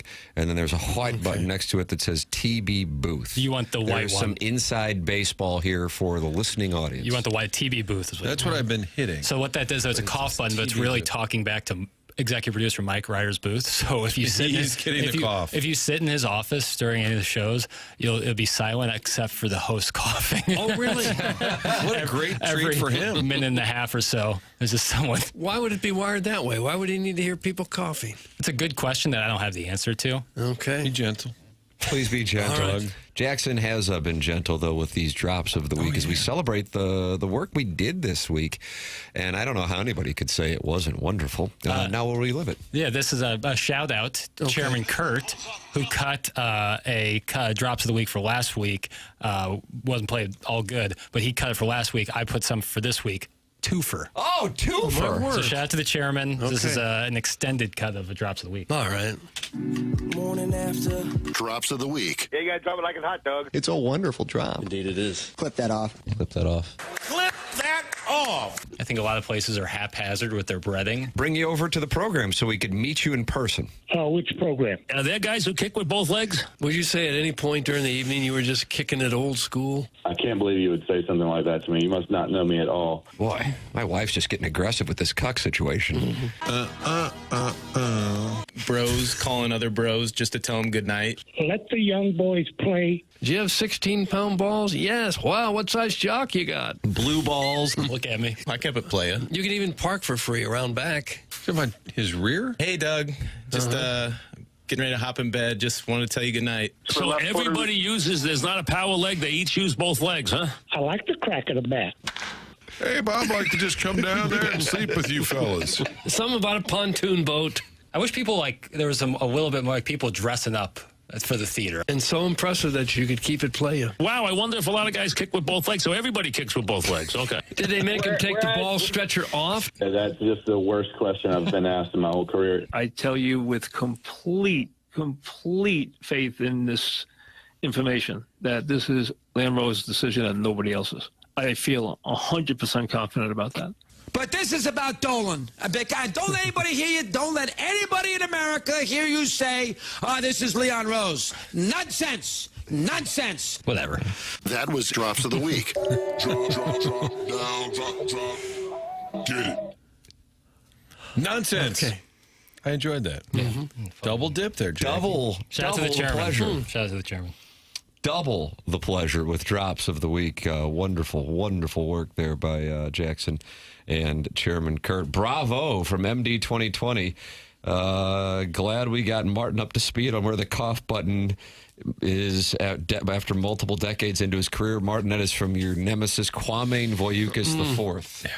Go back to watching clips of Jordair Jet, okay? Is that what he does? He watches just sits around Jordair all Jet? day dreaming of the good old days. Boy, could he play. Yeah. You like that Jordair Jet? Oh, I love a little bit stockier point guard who can just barrel through people, especially like in a mid-major where guys sometimes a little undersized. Just mouse in the house. Little bully ball. Oh, absolutely, Martin. You like your men thick? That's for next week's drops of the week. With some quickness, yeah. Raymond Felton, you remember Raymond Felton? Yeah. He was a little tub. What about that Khalid? Was it who was the Connecticut Khalid? Khalid. Amin? I don't know. Al Farouk Aminu? Boy, could he play. Oh, really? Take your call. That's my favorite one of the last 2 weeks. Martin Shania Twain. Oh, the boot scoot boogie. Khalid El Amin. And if you look up a picture, he was kind of a he was stockier. Part of that 99 team, Doug, that beat Duke in the NCAA tournament championship game. Am I right? That was an upset? I don't remember. Got to do show prep around here. Friend of the program, Dan Caesar, with a column. Martin, have you had a chance to read it this morning? I saw the headline. The Battlehawks, he asks, is the Battlehawks bandwagon losing speed? Attendance and television ratings figures say so. And sources add that ticket sales for Sunday's playoff game in St. Louis are not exactly robust. So the attendance is down 14% from last year. And in addition, the television ratings now, St. Louis is not the highest ratings bearing market in the UFL.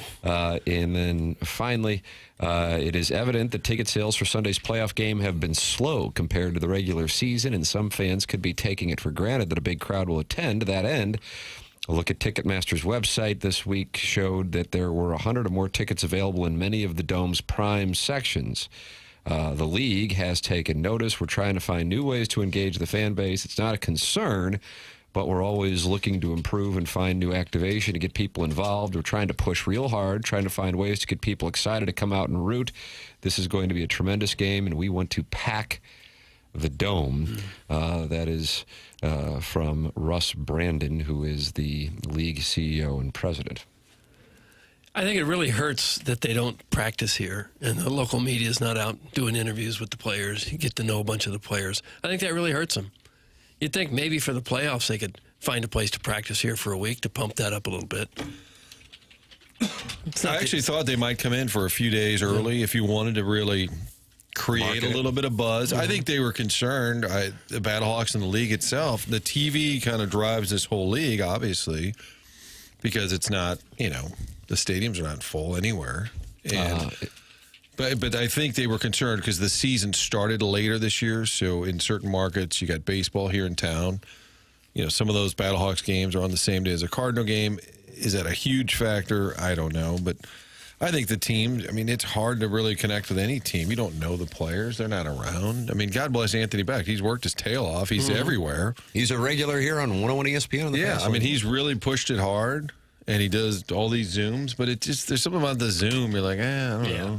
It's not the same. They say the article from the Post-Dispatch says the local television ratings were the lowest in the club's 4-season history as viewership tracking from Nielsen reports that an average of 2.7% of the market tuned into the team's games.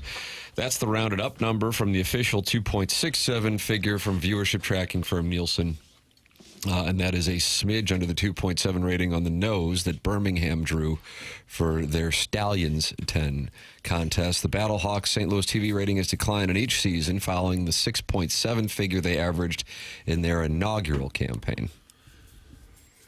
I feel like that first year or two, a lot of it was, we'll show the NFL that we're a good football town. We're going to show up at these games.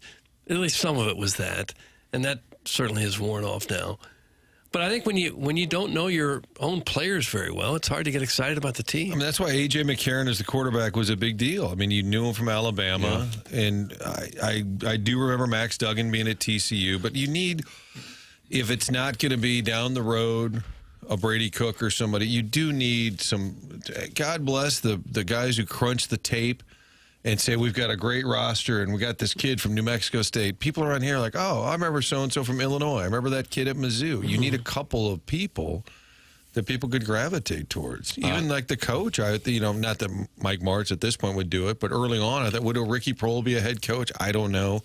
But something like, you need something additional to sell this league. So the Battlehawks' average attendance, while it is down, it is still more than 2 times the next average attendance of the highest attended franchise in the UFL. Martin, do you know who the second place would be?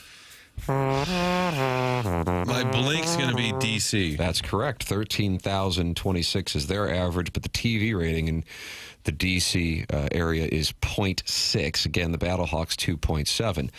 Next up is the Detroit franchise at 11,681. They have a 1.1 television rating. Next up is San Antonio, 11,105 fans with a 0.9 rating. And then you go into the 4-figure category for attendance. Arlington, followed by Birmingham. Birmingham's at 8,800, followed by Houston. And then Memphis is averaging 3,992 fans. Doug, and in full transparency, the St. Gabriel 7th grade semifinals had 3,998 fans. Yep. Could it be that some of the St. Louis fans are leery about that incident happened early in the season? They don't want to go and get slapped by an opposing player. That Michigan Panthers receiver slapped one of our fans. So now other people just afraid they're going to get hit? I hate to say this, and it sounds bad. Oh, this is going to be good. I like that's exactly right, Martin. That's my Pavlov's dog reaction. Well, in that article, you must. In that article, it said the premium seating at Edward Jones Dome, and that felt like kind of an oxymoron. Oh, no. That wasn't fair. Oh, no. They got suites there. Yeah. Oh, Doug. I went to so many damn games there. Nothing felt very premium about it.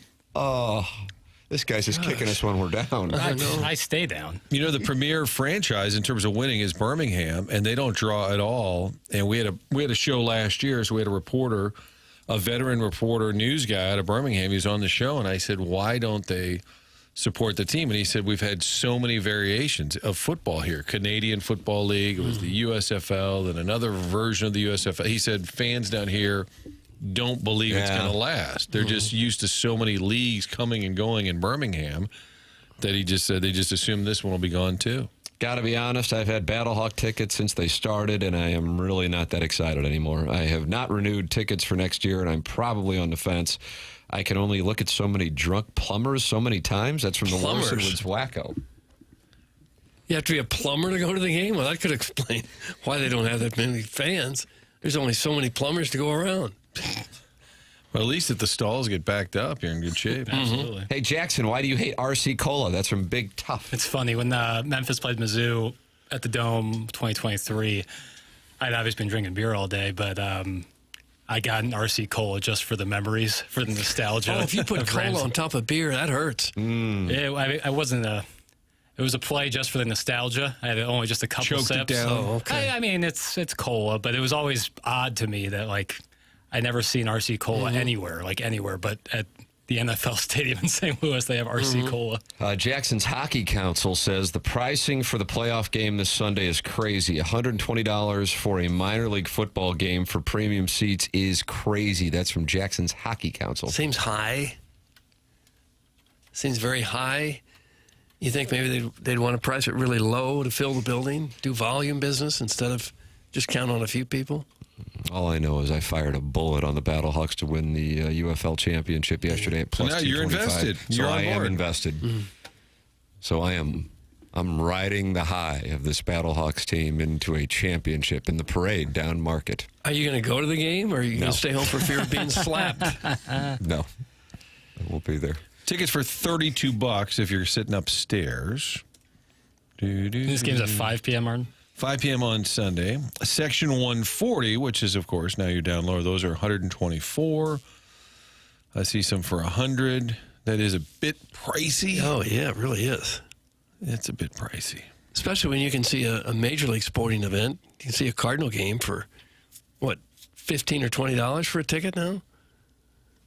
I would love to hear what the Rock's take on this. What did he think would happen? Their model, I believe, was for the league to be successful, and then you sell off the franchises. Hey, you want to buy the Battlehawks in St. Louis? You get to be the owner. You want to buy the Memphis Showboats and greet all 3,000 fans? You get to buy that franchise.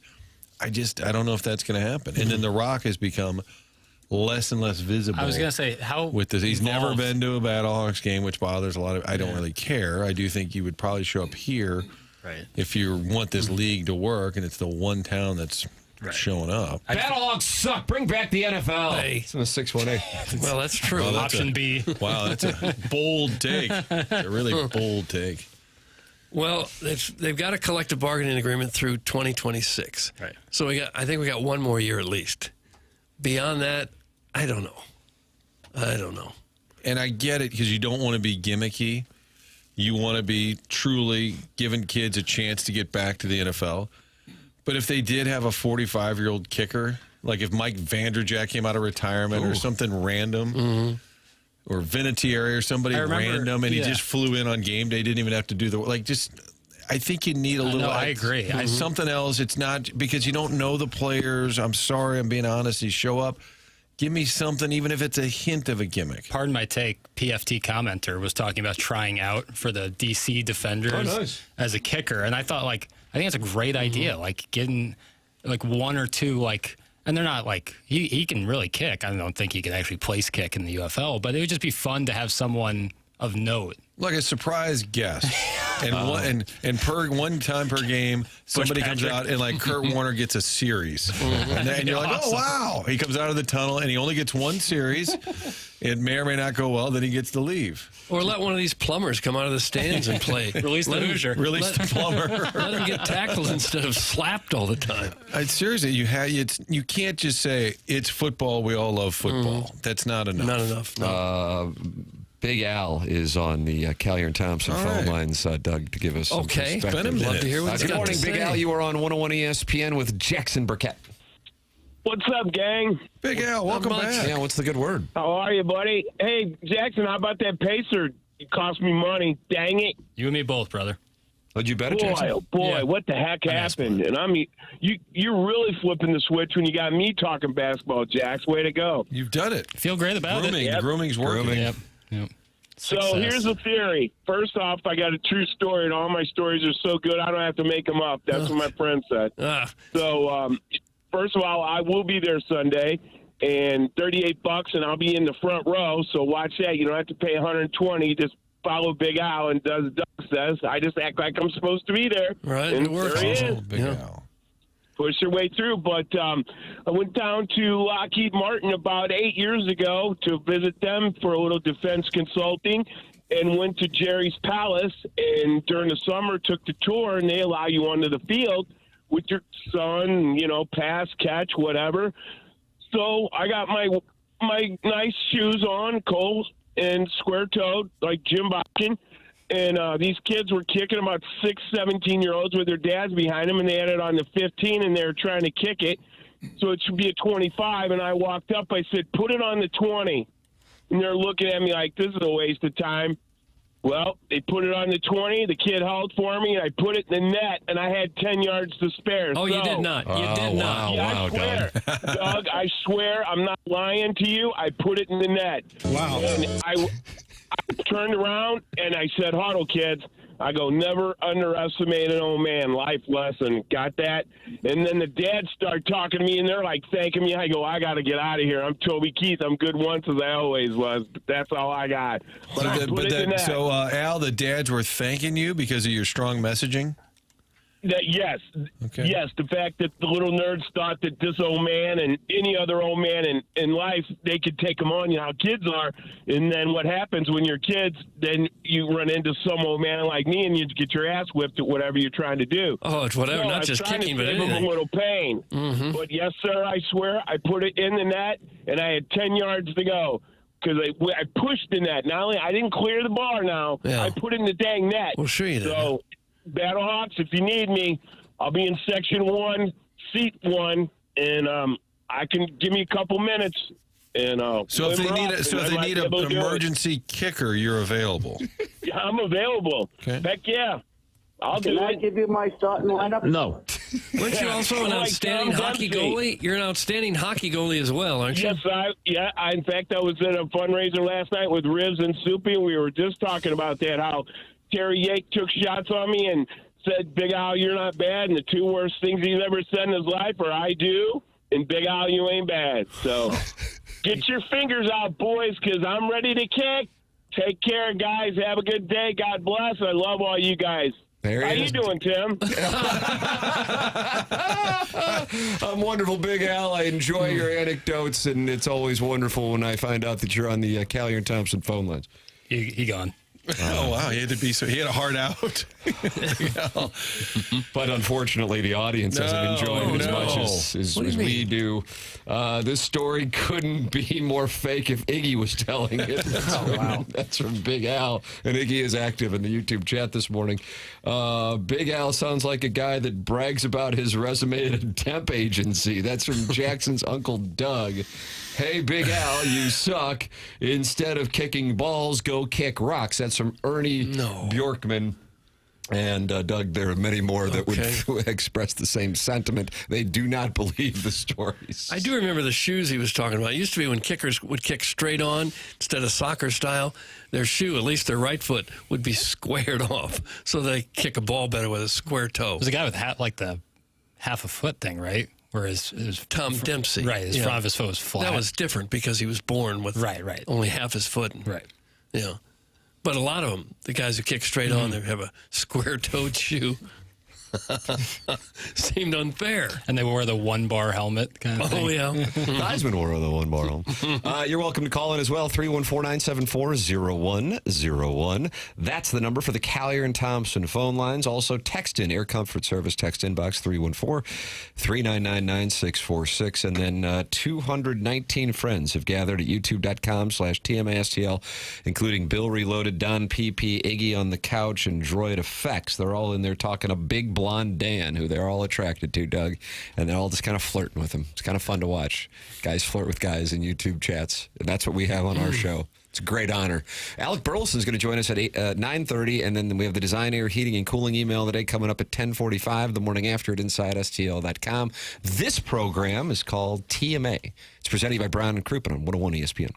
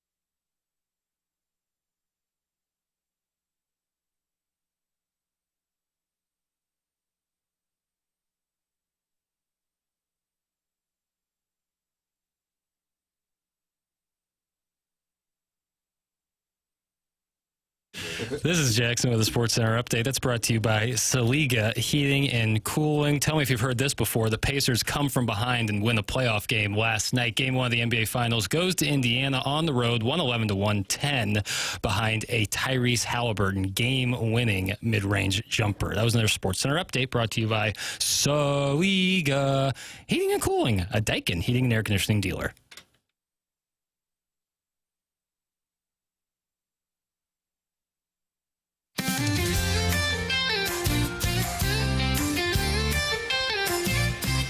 We're the Real Housewives of TMA. Come give us a chance, we'll make your day. Our shenanigans will never leave you bored.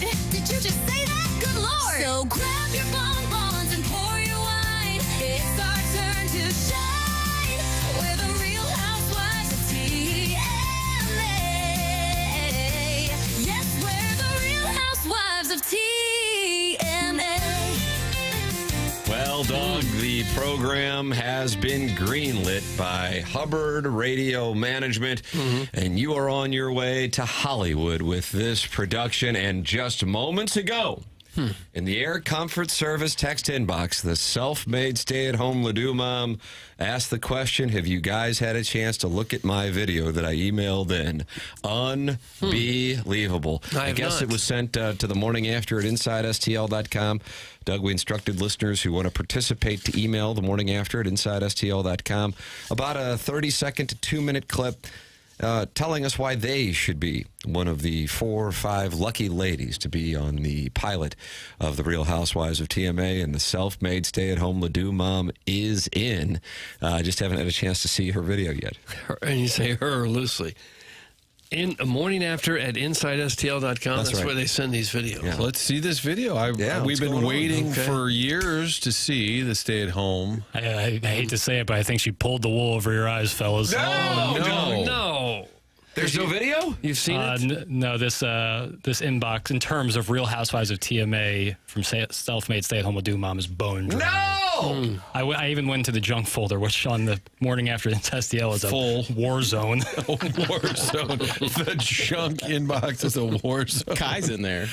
Sweet Kai wants to be in, or is he putting his fiance? He made it to the junk folder. He's in the junk folder. Okay. I thought he was kind of offering his new soon-to-be wife. I was going to be like, let's not rule it out. Please, He probably sweet. sent something somewhere, don't you think? Would he text in and say, did you check my video? Because it's a guy. Fella? I don't know what to tell you. I'm looking at the inbox right now, and I'm just not seeing anything.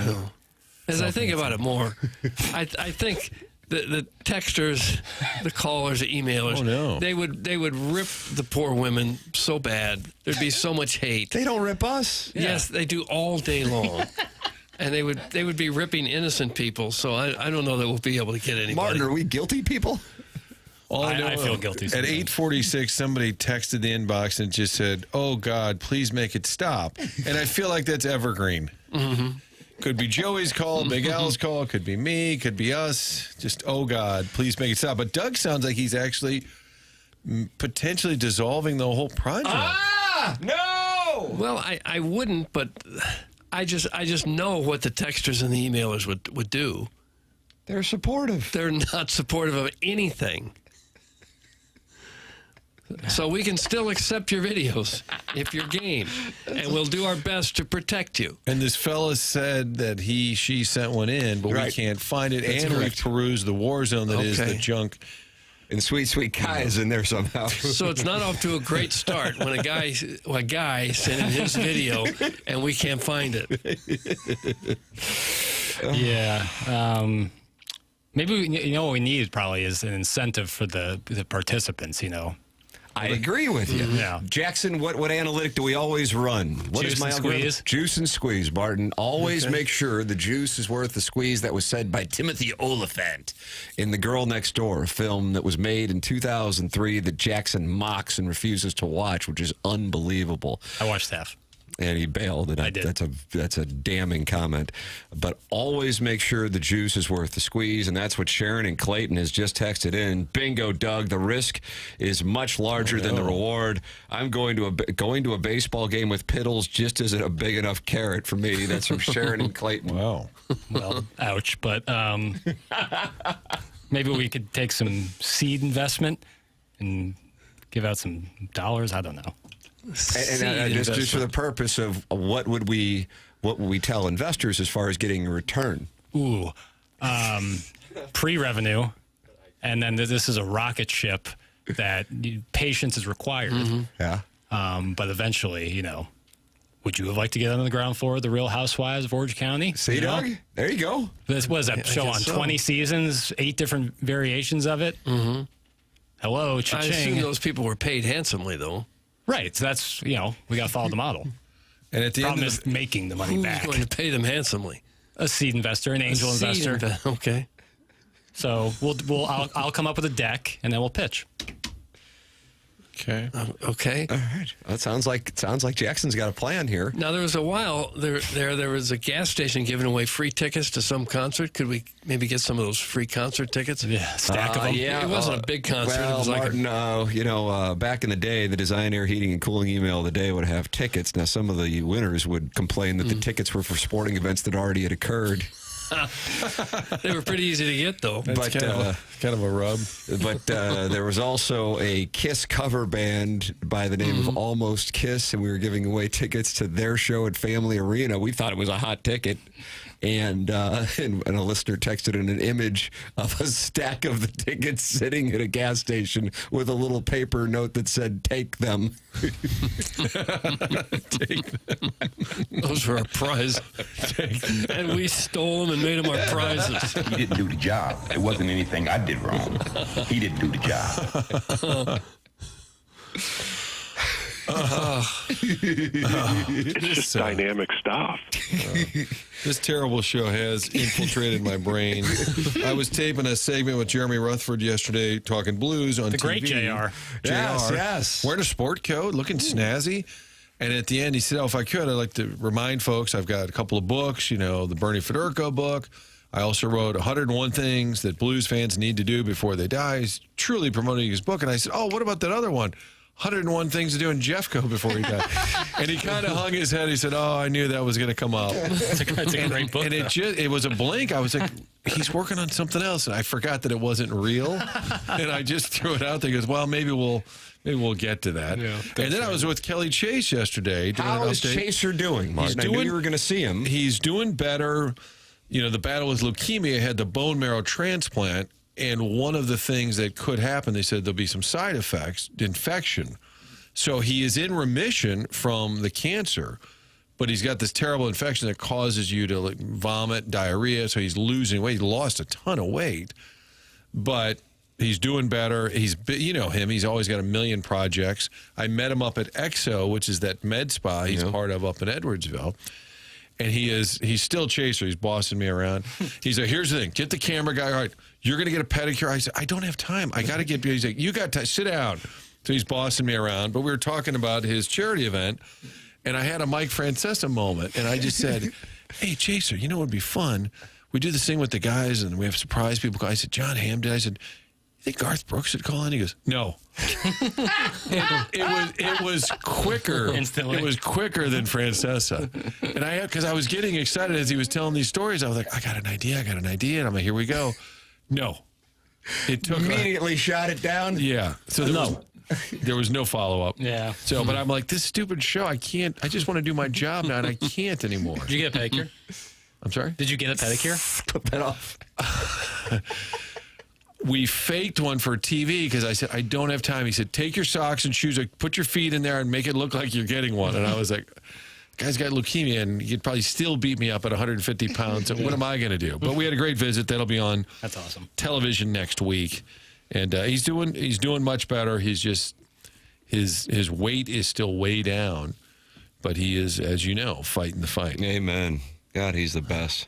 Well, that's great to hear. Yeah, his spirits are great. And he ordered lunch. This spa's got a great bar and menu. And he ordered fish and chips. He's like, I probably shouldn't be eating this. I said, you should be eating like 10 plates of that. So he's trying to put on weight right now, but he's in remission. So the bone marrow transplant did its job. It's just the side effects of it. But he's out and around and doing things. He's got a million things going on. He called me. He said, hey, running late, meeting with the police chief down here at City Hall. I mean, he's just always, he's in the middle of like 20 things. And then when I tried to leave, he said, you don't know how to relax. I'm like, well, you yelling at me doesn't help. He said, you need a pedicure. You need to relax. I said, I gotta go. And I was actually meeting JR, and I said, I'm running late because Chaser's yelling at me. And JR's like, I can understand. Guys, from experience, I can tell you once this damn show gets in your bloodstream, it's game over. That's from the 314. Doug, that sounds like a compliment. I don't think it was. I can't hear the name Bill anymore without chuckling. It's really ruined me. And that's Dodom's father-in-law who's attracted to? Yeah, they spent some passionate times on a sailboat, if I'm not mistaken. That happens. Gust of wind comes, General Tso's and waffle fries in your gullet, in your belly. Really? Next thing you know, father-in-law in your arms. I digress. It doesn't happen. What? Don't let Sharon guilt you into compensation. She's having a tough time getting her commission checks at the moment due to too much texting into this program. That's from Carlos Spicewiener, who says Sharon's just negotiating, Jackson. Okay. I like that. Just negotiating. I don't think so. I think they're just afraid that whatever they would do and say, our texters would come after them with guns a-blazing. I think the textures are supportive. Well, not generally. You can email in your support the morning after at InsideSTL.com, and Doug is seeking a seed round of funding to get this thing off the ground. And what do you think will get it done? $10 million? Get $2.5 million to each participant? That seems fair. It's a good starting point, anyway. Right. Yeah. And again, the seed investor expectations of return on investment. Right. Just be flexible. That's what I'd say. You know, because you're going to lose it all. Well, we're just not. We might not put anything in writing. Oh, and that's okay. Right. That's better. Yeah. A lot of savvy investors will just hand you the money without anything in writing. Couple gift cards. That's natural. All right. The morning after at InsideSTL.com is where you email in for the Design Air heating and cooling email of the day. That comes your way on the Stiefel dossier at 10:45. Alec Burleson is joining us on the Stiefel dossier coming up here in a matter of moments. It's TMA, and it's presented to you by Brown and Crouppen on 101 ESPN.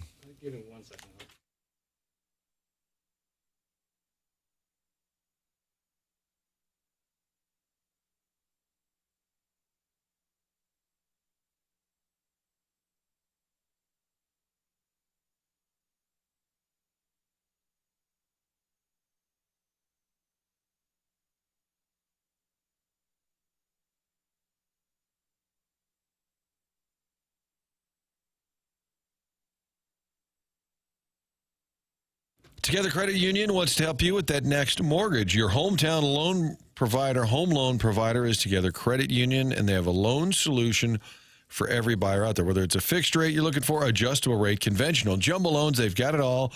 Get in on the action. Specialty loans are available, like an FHA, a construction loan, union member mortgages, community contributor mortgages. They have all of it at Together Credit Union. Together Credit Union understands this process gets a little complicated. They're going to help you through it every step of the way, making it easy, and it's all done in-house. Everything's done right here in St. Louis. Together Credit Union's experienced team will handle the underwriting, the servicing, everything in between, all done locally. Remember, Together Credit Union is your hometown home loan provider. They have 14 branches around town. You can stop by or go online to check out rates at togethercu.org. Formerly Eagle Credit Union, started in the shadows of the brewery, and now all around St. Louis, it is Together Credit Union. Here's to making St. Louis your home. Together Credit Union is federally insured by the NCUA.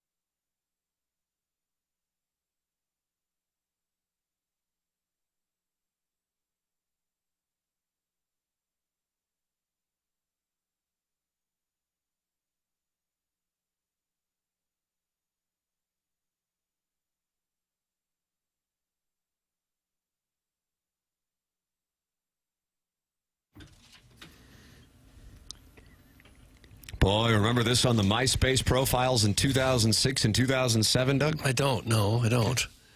This is what people put on their MySpace profile profiles. picture?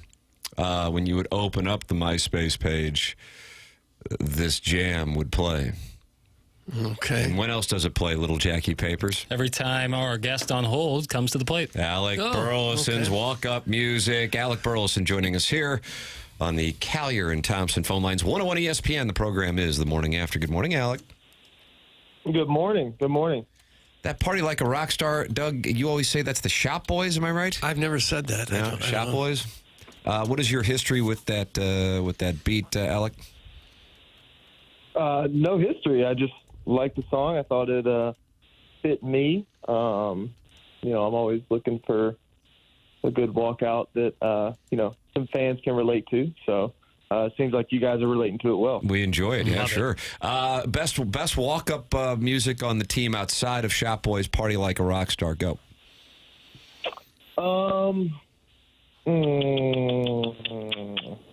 That's a tough one. They put me on the spot, and I can't remember any of them. Well, I'm a hard-hitting journalist, and this is what I do. I ask the tough questions. We don't fool around here. Do they come by at spring training and go through and say, hey, anybody want to update? How does that process play out? Oh, I could change mine tonight if I wanted to. I could. Nice. I actually, when Randy Orton came last year, 30 minutes before the game, I changed my walkout song. So you can change it whenever you want to, and you just put in a request, and they'll do it for you. Best is probably Victor Scott using his own song. Yeah, that's Argo. pretty incredible.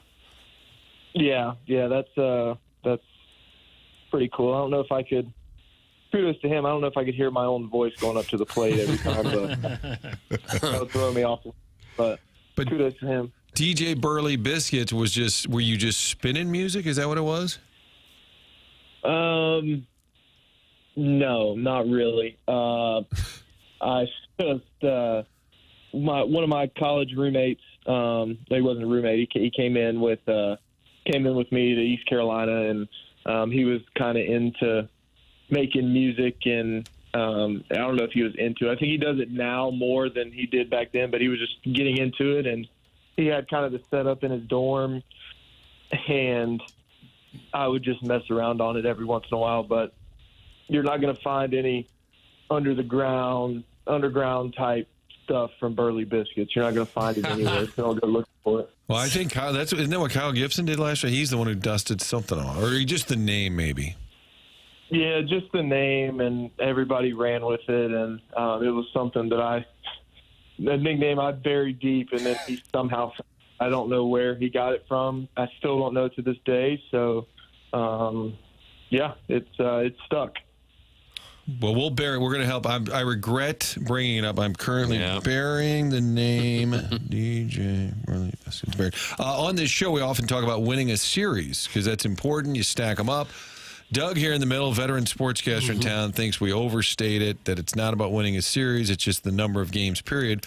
But I do think in the room, don't you guys kind of compartmentalize the whole season and try and win series by series? Is it a talking point? I mean, you definitely the season's too long to try and worry about, how many games you'll win at the end. I think you can shorten it up to like a series, and I mean, if you win every series, you'll be fine at the end. So, I mean, that's kind of been. It hasn't been too much of a talking point, but I think everybody's kind of focusing on it. Like, let's win this series. Let's, if we've already won 2 games, let's sweep this team. Like, it's just something that mentally, because the season is such a grind and it's so long, that you can, you can kind of shorten it up into like a little 3-game season and just try and, win the series and then move on from there. Right. It's a short-term goal. Makes sense. See, Doug, are you getting on board now? Well, no, Yeah. I understand that it's a short-term goal. I'm just saying the only thing that really matters is how many you win. Well, I mean, this guy's on the team. I think what he says goes. Yeah. Yes, it's a fine short-term goal. Sheesh. Sorry, Alec. I know this is awkward for you. No, well, it's we need short-term goals in this game because the season's way too long. The you play so many games that if you try and look at the finish line in what is today, June 6th, Yep. or 6th. If you try and look at the finish line, you're not going to end up where you want to be. So you definitely have to have some short-term goals and short-term memory as well. Hey, I'm curious on this. I really am. When you wake up this morning, number one, you get to be on this show. That's going to put you a pep in your step. But number two, you're going up against the Los Angeles Dodgers. Is there a little extra fire when you know the heralded Dodgers are coming to town?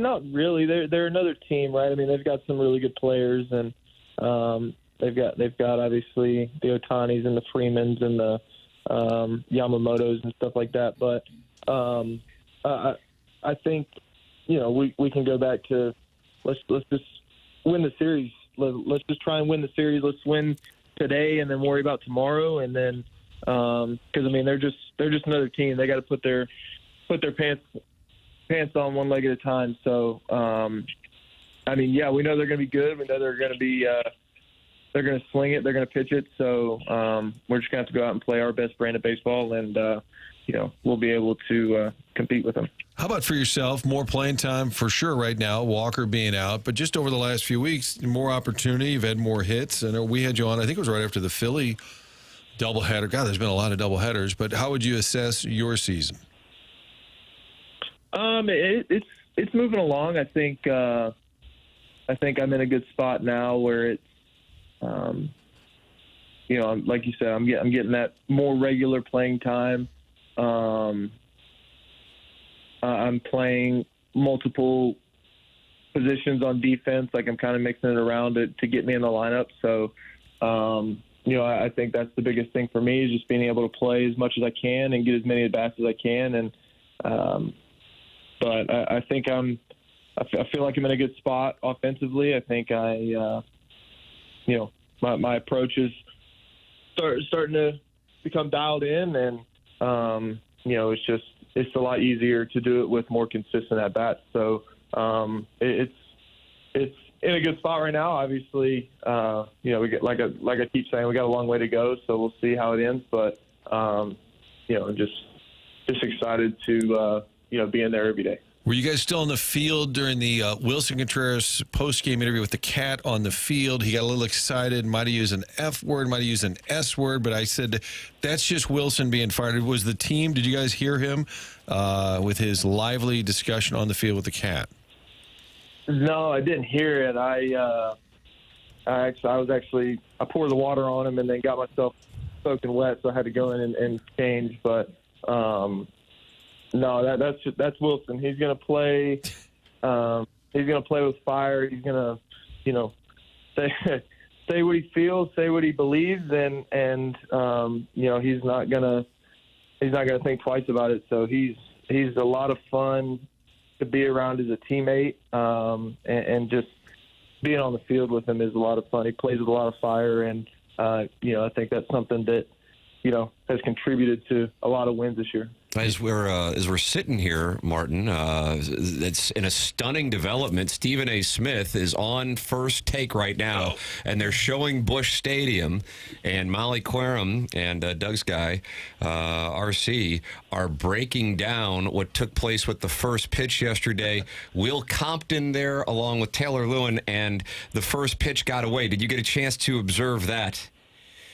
No, I saw it later on social media, but John Hewlett was nearly struck by the pitch. Almost took down the U-Man.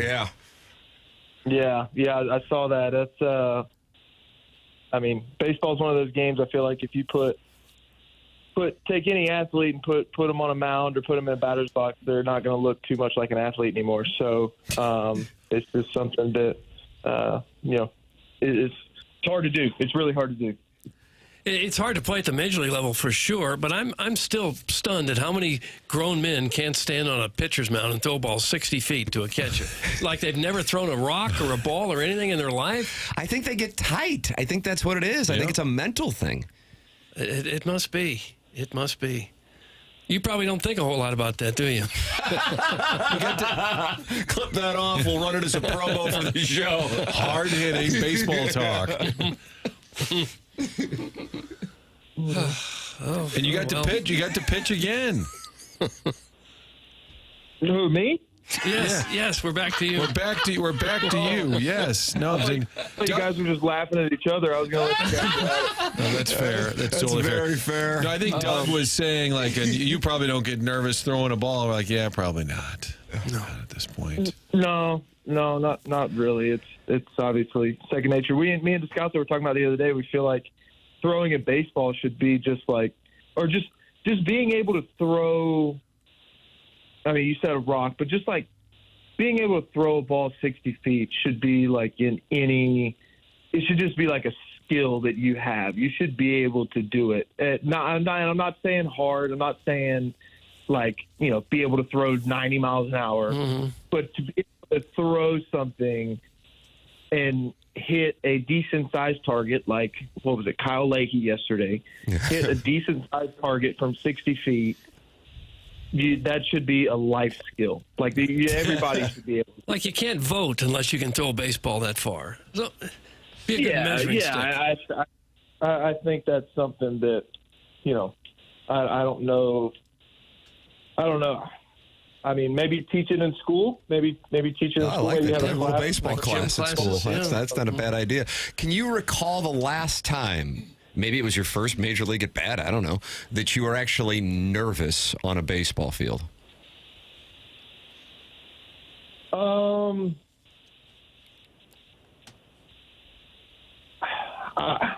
been a while since I've been nervous. I guess it's more.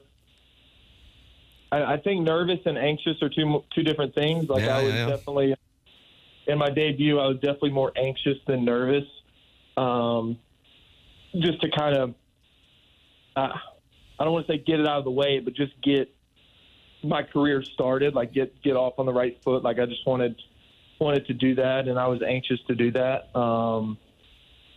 Last time I remember being nervous was middle school baseball tryouts, and that was the first time I actually had to try out for a team, and I wasn't sure if I was going to make the team or not. So I was nervous about making the team, but not necessarily playing baseball have I been too nervous, just more anxious than anything. Did you make the team? I made the team. Oh, yeah, I made the team. There you go. Nice. I mean, what a story that would be for that coach to have to wear that one when you're up at the big leagues raking now.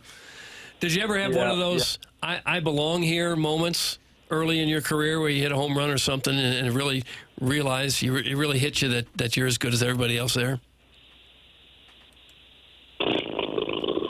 That took a while. I think that probably happened. I can't remember a specific moment, but that probably happened more last year than any other time. I think, 22, when I got called up with the last month, I got some playing time and then, didn't fare too well and didn't make the playoff roster that year. And then 23, I was kind of sporadic playing time. Didn't get too many ABs, and I got injured at the end of the year. But last year was kind of, when I got to the All-Star break and I kind of looked at my numbers and looked at where I was at and looked at my role on the team, I was kind of like, all right, I can, I belong here. Let's just build on this. So, that took a while for me to actually know that I can hit at the big league level and belong on big league rosters. So, but it's definitely more of a comforting thing than anything. Do you guys despise the day-night doubleheader where you just have to kind of sit around for hours? I mean, I guess you can get some swings in. What do most players do to kill that time? I mean, you really don't do much of anything. You play the first game and then you just get out of your uniform and hang out for, however long you have. Yesterday, I think it was, 2 or 3 hours. So you just kind of hang out. You get some food, play some cards, and everybody's they've done all their hitting and stuff, so everybody's pretty much ready. So you don't start really doing anything until about 30 minutes before the game. So, yeah, I mean, some guys take naps. Some guys, well, not some guys. All guys should mix in a shower in between games. So yeah, you just kill time however you can kill it. Alec Burleson, our guest. What is the card game of choice, if you don't mind me asking, or if you've diversified your games? What games are you boys playing? It depends where we're at. If we're in a locker room or, like yesterday, we were playing casino a lot. And then if we're on the plane, like going somewhere, we'll play some poker. We'll play some different style poker games. Nice. With a lot of the guys. So, different variety, and I'm into all of them. So. Is No Limit Hold'em the go-to play? What was that? Is No Limit Hold'em the go-to play when you guys are on the plane? Yeah, we play Hold'em, we play Omaha, we play Pineapple, we play all kinds of just poker variation games. It's always dealer's choice, so whoever the dealer decides what game we're playing. Is there a player on the team where you go, that guy's the best poker player? Well, I think you're going to say yourself. That's my read. I could be off. It's probably me or Helsley. I think we go at it a good amount. Nice. Got a regular Phil Ivey here, huh? Oh, I wouldn't say that. I'm just now getting into the actual math of it and stuff like that. So I know a little bit of math and trying to get into it so I can take some money from some of these big wigs. I bet there's some money in the pot too when you got guys making $15-20 million a year. Yeah, that can be tough because they'll call anything, they'll see anything, they'll call anything to see an extra card. Is that right? Yeah, it's nice to have that bankroll. Yeah, you try to get Contreras and Arenado back into the game. Hey, Sonny, you want to play today? Yeah, just see what's doing. I think that's the right strategy, especially if you're the best. Yeah, I mean, try to target, but then you get guys like Hells who he knows what he's doing, so it's kind of tough. I try and stay out of pots with Helsley. So stay away from Helsley. Bells. He'll get you. He doesn't mess around. Alec Burleson, kind enough to join us here on TMA, and we want to make sure we let the audience know it is coming up. It is Sunday, June 8th, and that is what he's talking about. Ryan Helsley and Alec Burleson hanging out. It is Bats and Barrels taking place this Sunday from 6 p.m. to 8 p.m. at Adventure Unknown. That is at 1505 Fenn Park Drive in Fenton, Missouri. It's part of Adam Wainwright's Big League Impact, and it is benefiting Loaves and Fishes for St. Louis, a supportive housing program that provides food assistance and temporary housing to those without a stable home environment. Alec, you have been kind enough to join us to talk it over. What would you tell the audience about the festivities? You guys get done playing the Dodgers and then head on over to Bats and Barrels. Yeah, I mean, you said most of it, but I mean, we're gonna have a bunch of guys there, and it's gonna be pretty laid back. We're just gonna hang out, have some bourbon, and you'll get to meet some of the guys and take pictures and all that good stuff. So it's one of the events throughout the year that I really, obviously, I'm co-hosting it, so I really enjoy it because it's not. There's really no schedule to it. You just kind of show up, you eat, you hang out, you mingle, and maybe catch a little buzz. So what else could you ask for? It's a lot of fun. I enjoyed it last year for sure. So it'll be a good. Bring a deck of cards. And then challenge Helsley and Burleson to a little game, Doug, and see if you can walk out of there with some cash. I think that's the right thing sounds to do. Like the game plan. Yeah, I think that's probably the plan. No, I'm smart enough to know that I'm not gonna gamble when I've had a couple drinks in me. This guy's a seasoned veteran. I'm smart enough to know, so. Yeah, that's exactly when that's when my target goes. Okay, this guy's been having a little nip of the cooking sherry. I think it's time that we play some cards.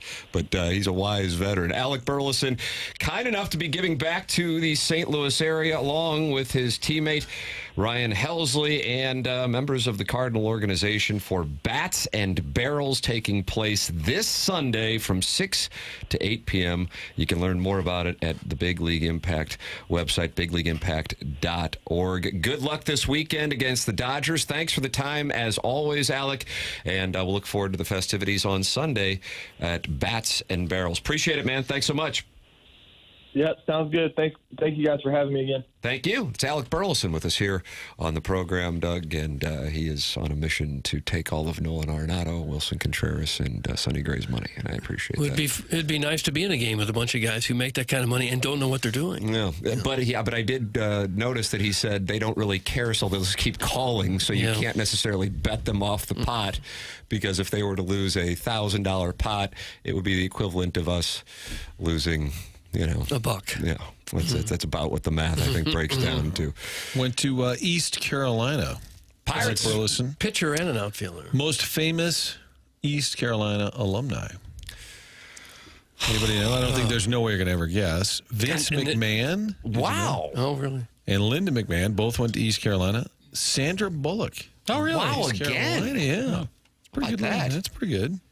Doug, is Sandy Bullock from the South? She seems like it. I was about to say she did a wonderful job in A Time to Kill with Matthew McConaughey, which the Plowhawk watched instead of the Blues and Jets playoffs. Good on them. The Blind Side, she does a Southern accent. I mean, she's a great actress, so it's... She was great in Speed 2? That movie stinks. Oh, no. She was huge for a while. She was as big as any actress in Hollywood. And you didn't like Tim Conway? In Speed 2? Yeah. I need Keanu. Dwarf on golf? That guy? Jackie won Keanu. Oh. Jackie wants Keanu. Who wants that text inbox name? We have breaking news in the NHL, and I don't think it's going to get as much attention as the Thibodeau move, but it's probably in the same realm of surprise. We'll tell you what it is in a matter of seconds here on TMA 101 ESPN.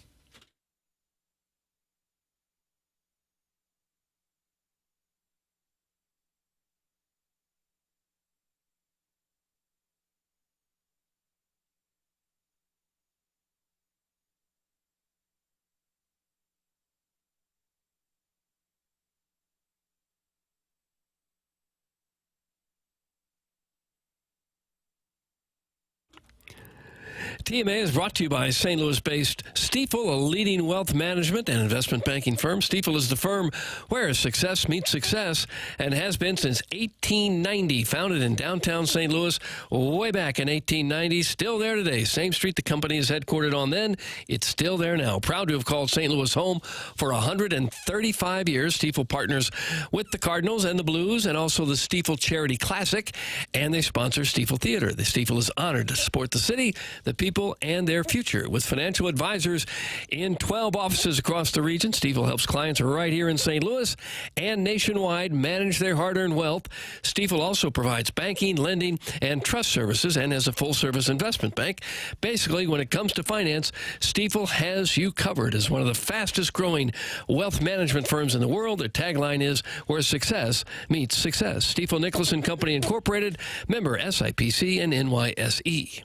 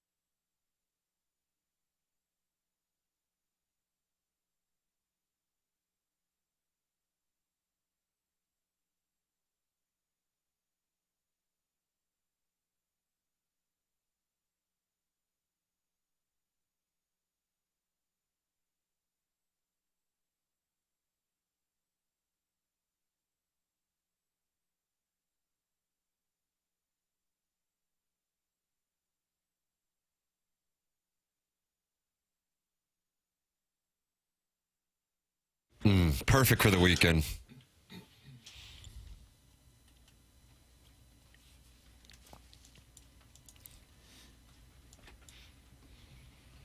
I go to bed with a prayer that your son makes love to me. Strangers at sea. Am I harmonizing? Is that very nicely? That's really good, Tim. It's TMA 101 ESPN. Mark Hanna, Evergreen Wealth Strategies, sponsor of the 9 o'clock hour here on the program. Alec Burleson and Joey Vitale have joined us, and you can always go back and podcasts like the Dickens, via the Schaefer Door Company podcast, and you can podcast on the 101 ESPN app, and there is a TMA STL app as well. Download them both and enjoy the program, and also enjoy the Spread Zone, where I gave you the Panthers in Game 1 and the Thunder in Game 2 in the NBA Finals. And so that makes me 0 for 2. Well, and at this point, I think I can make everybody rich by just fading me on the Spread Zone, and everyone can retire multi-billionaires by fading me on the Spread Zone. That's what I think you can do. Okay. Yeah, I'm going props. You're a prop bet guy? Going for the rest of the NBA Finals. I'm not. You were right on the Halliburton under. Yeah, I love You told that. us about the Dorcher chamber. And he was locked in it for the most of the night. And a couple threes early, but that's it.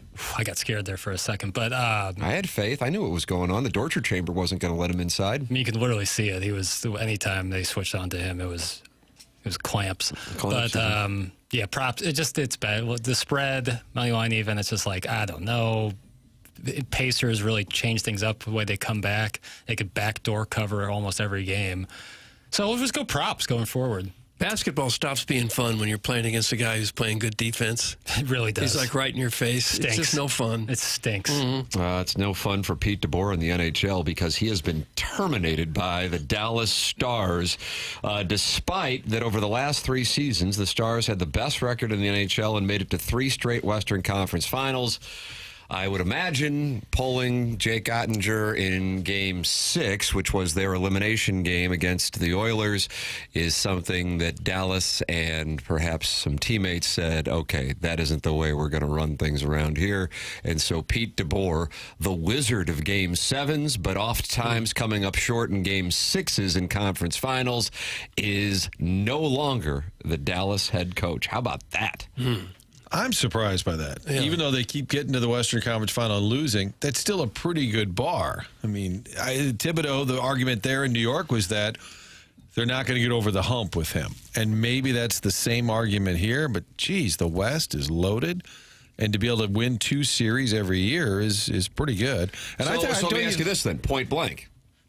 If he doesn't pull Ottinger and they lose in Game 6, is he still the head coach? Because that's what I think this comes down to. You think it's just because of that? 100%. I really do. I really do. This was a goalie that led you to a 106-point regular season. Which is why, and then he's a young guy too, so it's not like he's going anywhere. And he said he's doing it to fire the team up. And then when he was asked about it, he cited, well, you take a look at his numbers against the Oilers over the last couple conference finals. It's, I'm paraphrasing here, but he was indicating how rough it had been. But I mean, that's the guy, and that franchise is hitching their wagon to him, and that just shows if we've got a goalie who we consider our number one, and we've got a head coach as good as he's been for us, we're going to choose the goalie. And I think that's what went on, and my guess is some of the guys in the room might have conveyed that to him as well. I could be off, but that's my read. You got to dance with who brung you. And in that Game 6, Edmonton scored a couple really quick, but they were also from 3 feet away from the goalie. He didn't have a whole lot of chance on either one of them. But to send that message in a elimination game that this guy that's been our leader the whole year, he's out and he's not going back in. The guy they brought in looked like a high school goalie. He didn't play very well at all. So, like, you're trying to take a shot at Daddy Padre or something? Well, this guy was better than Daddy Padre. We're all better than Daddy Padre. Oh, look at that. Yeah. Look at this, look at that. Good point by a texter who just said, bye-bye Steve Ott. Unfortunate, and he has been a long-time assistant with the Blues, popular Otter, but he has Dallas roots. That's an interesting... Wow. I actually think that might be in play. Wow, wow, wow. Tip of the cap to the texter. How about this fun fact for no one tell? You might remember this. He was a delight in the post games during the Blues and Sharks conference final. Doug, that was 2019. Then in 2020, he was in the conference finals where he lost to the Dallas Stars as the head coach of the Golden Knights. And then in 2021, he was the head coach of the Golden Knights, and he lost in the conference finals. The next year, they didn't make the playoffs in Vegas. They terminated him.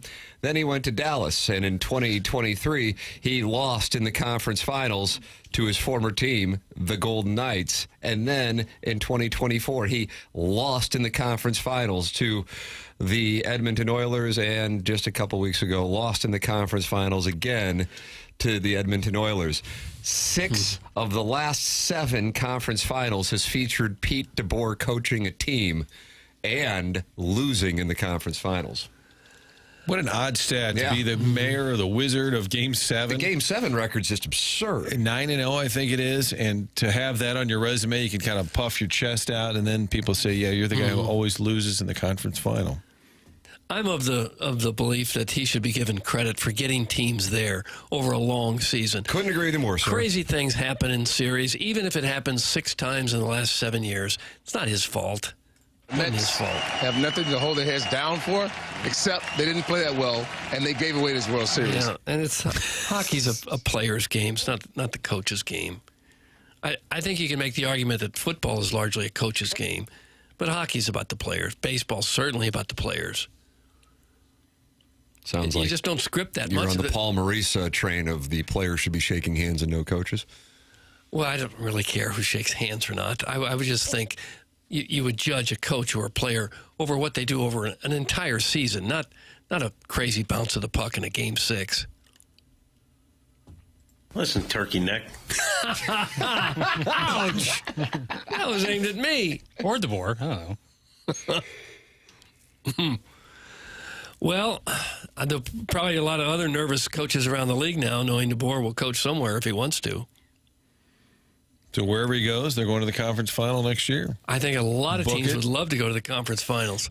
Nashville would be a good fit for DeBoer going forward. That's from the 314. Probably so. Yeah. He turned on his players and lost the locker room. That's from Doug's Tariffs.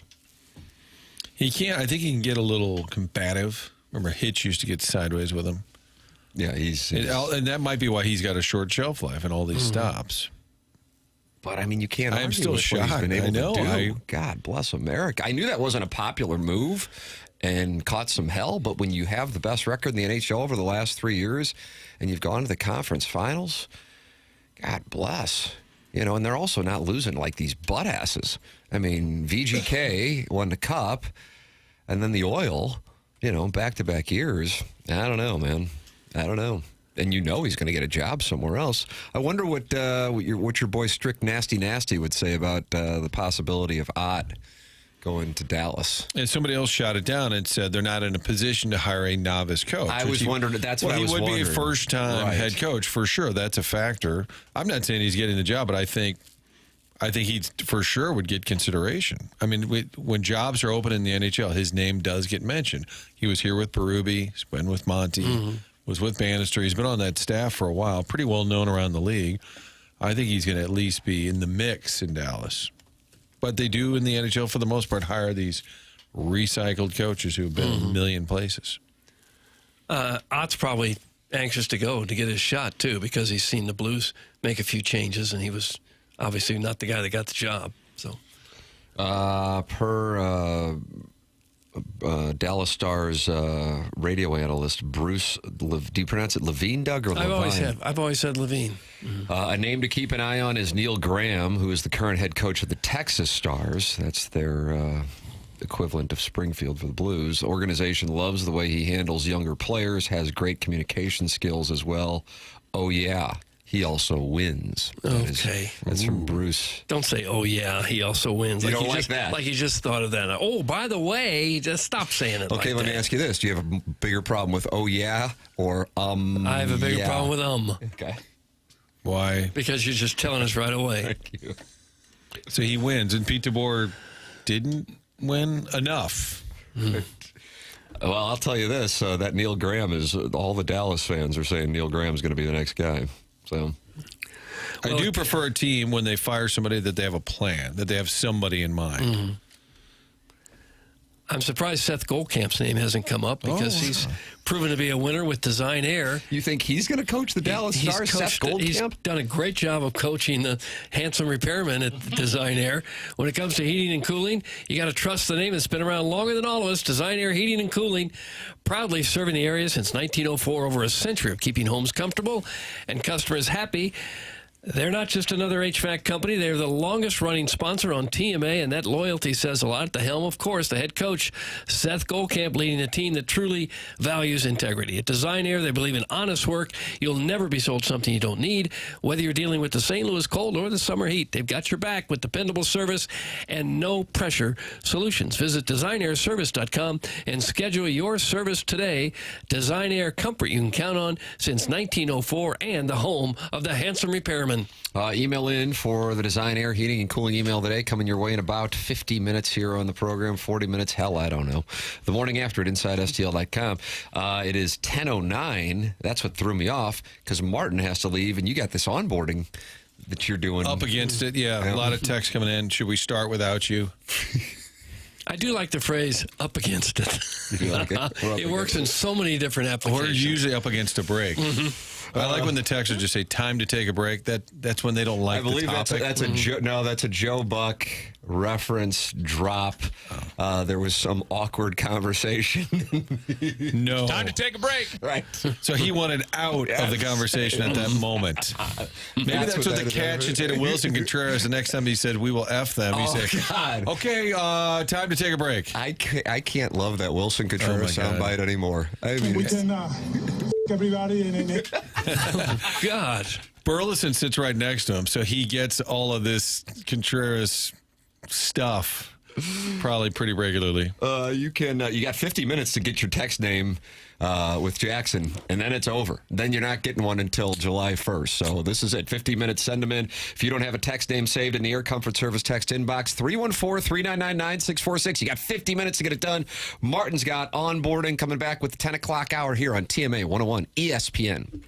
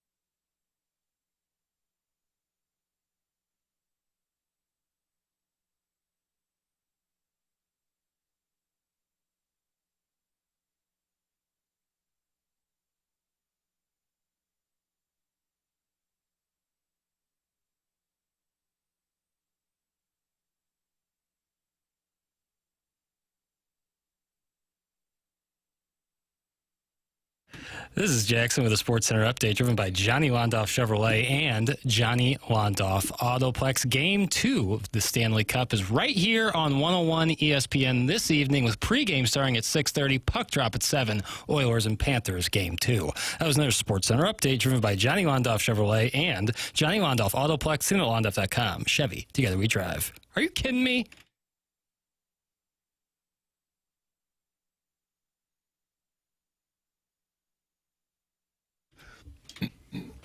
I don't like this song.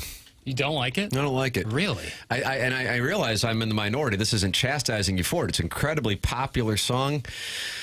Whew. Boy, Doug, I don't know.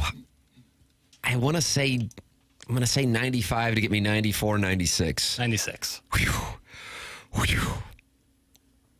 I was more of a Teddy Riley guy when he was with Rex and Effect. New Jack Swing. You like New Jack Swing? Was that 89, 90? I don't know the years, Tim. Redhead Kingpin. So smooth. Song's so smooth.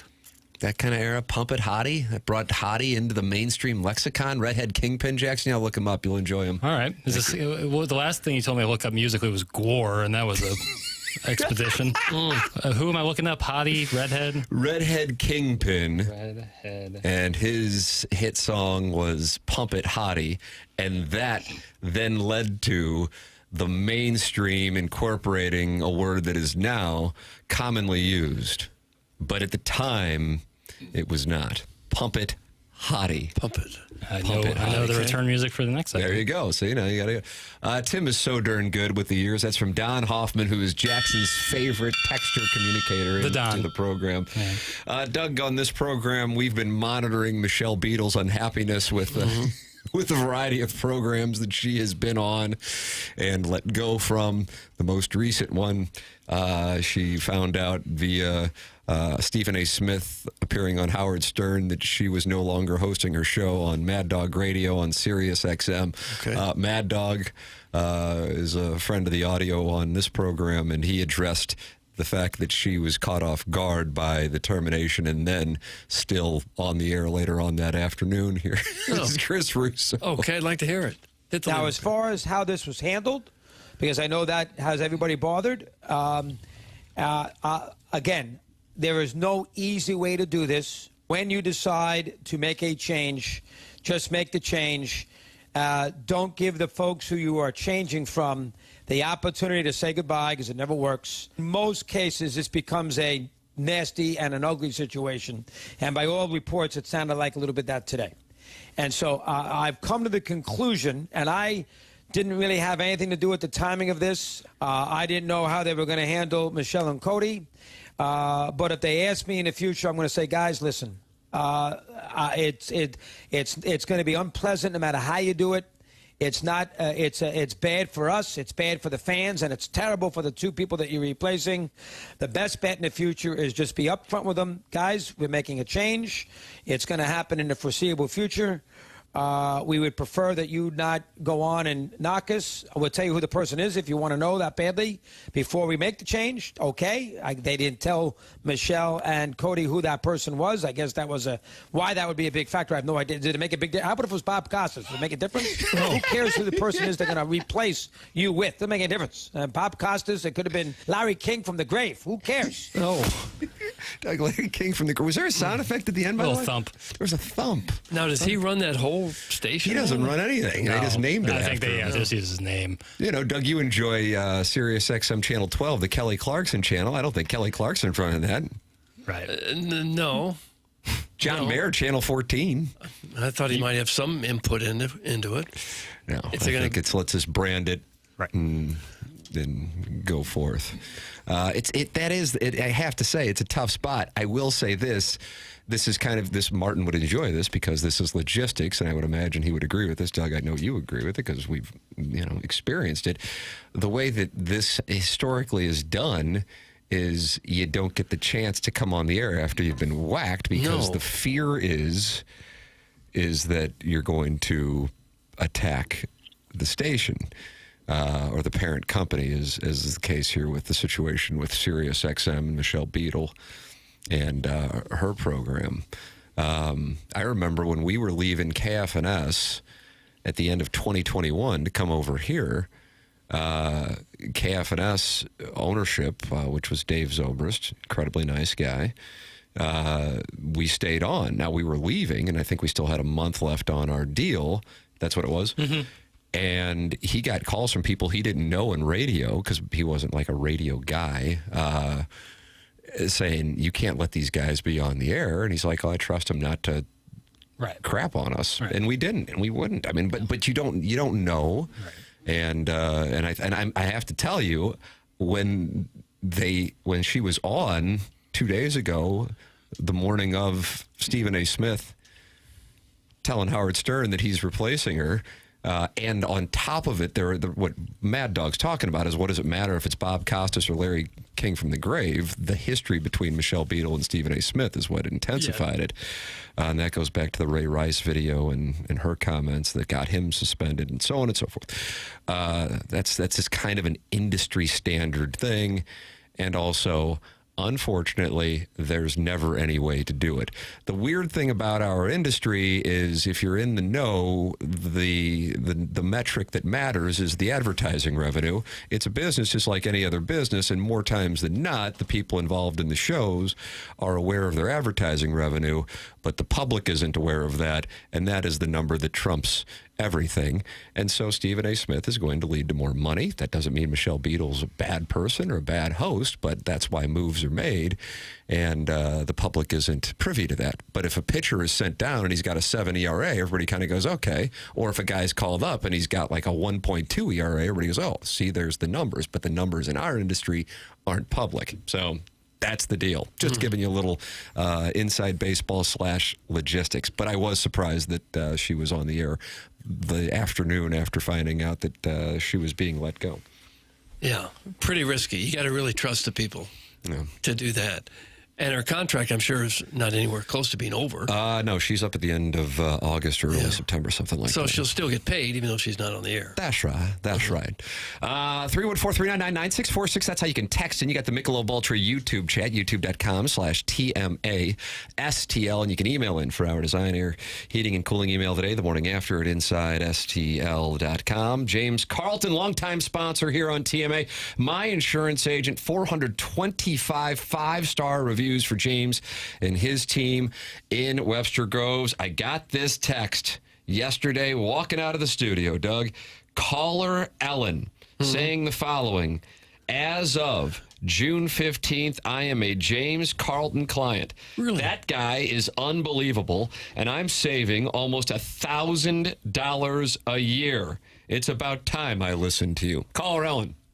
Saving money, $1,000 a year, just by making the switch to James Carlton. Really? Here's what I say to the audience. Call. You have nothing to lose, minus the approximate 60 to 90 seconds of the phone call. You also call. You're not leaving a voicemail. You're talking to somebody live in the office, and there is a really good chance they're going to be able to save you money. That's all you got to do? The 60, 90-second call to save $1,000? I don't know why you wouldn't do it. The number is 314-961-4800, or you can go online at carltoninsurance.net. It's James Carlton and his agency, which is in Webster Groves. 314-961-4800, or online at carltoninsurance.net. The program is called The Morning After. It's presented by Brown & Crouppen on 101 ESPN and the TMA STL YouTube channel.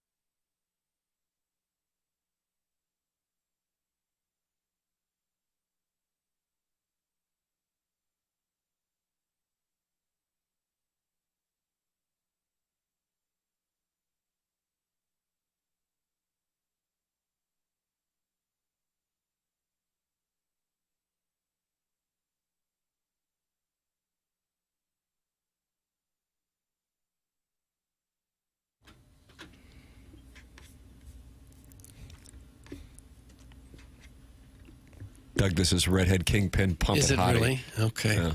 89, 90? I don't know 91? the years. Well, let's say 90 because it's going to give me 89 and 91. 89.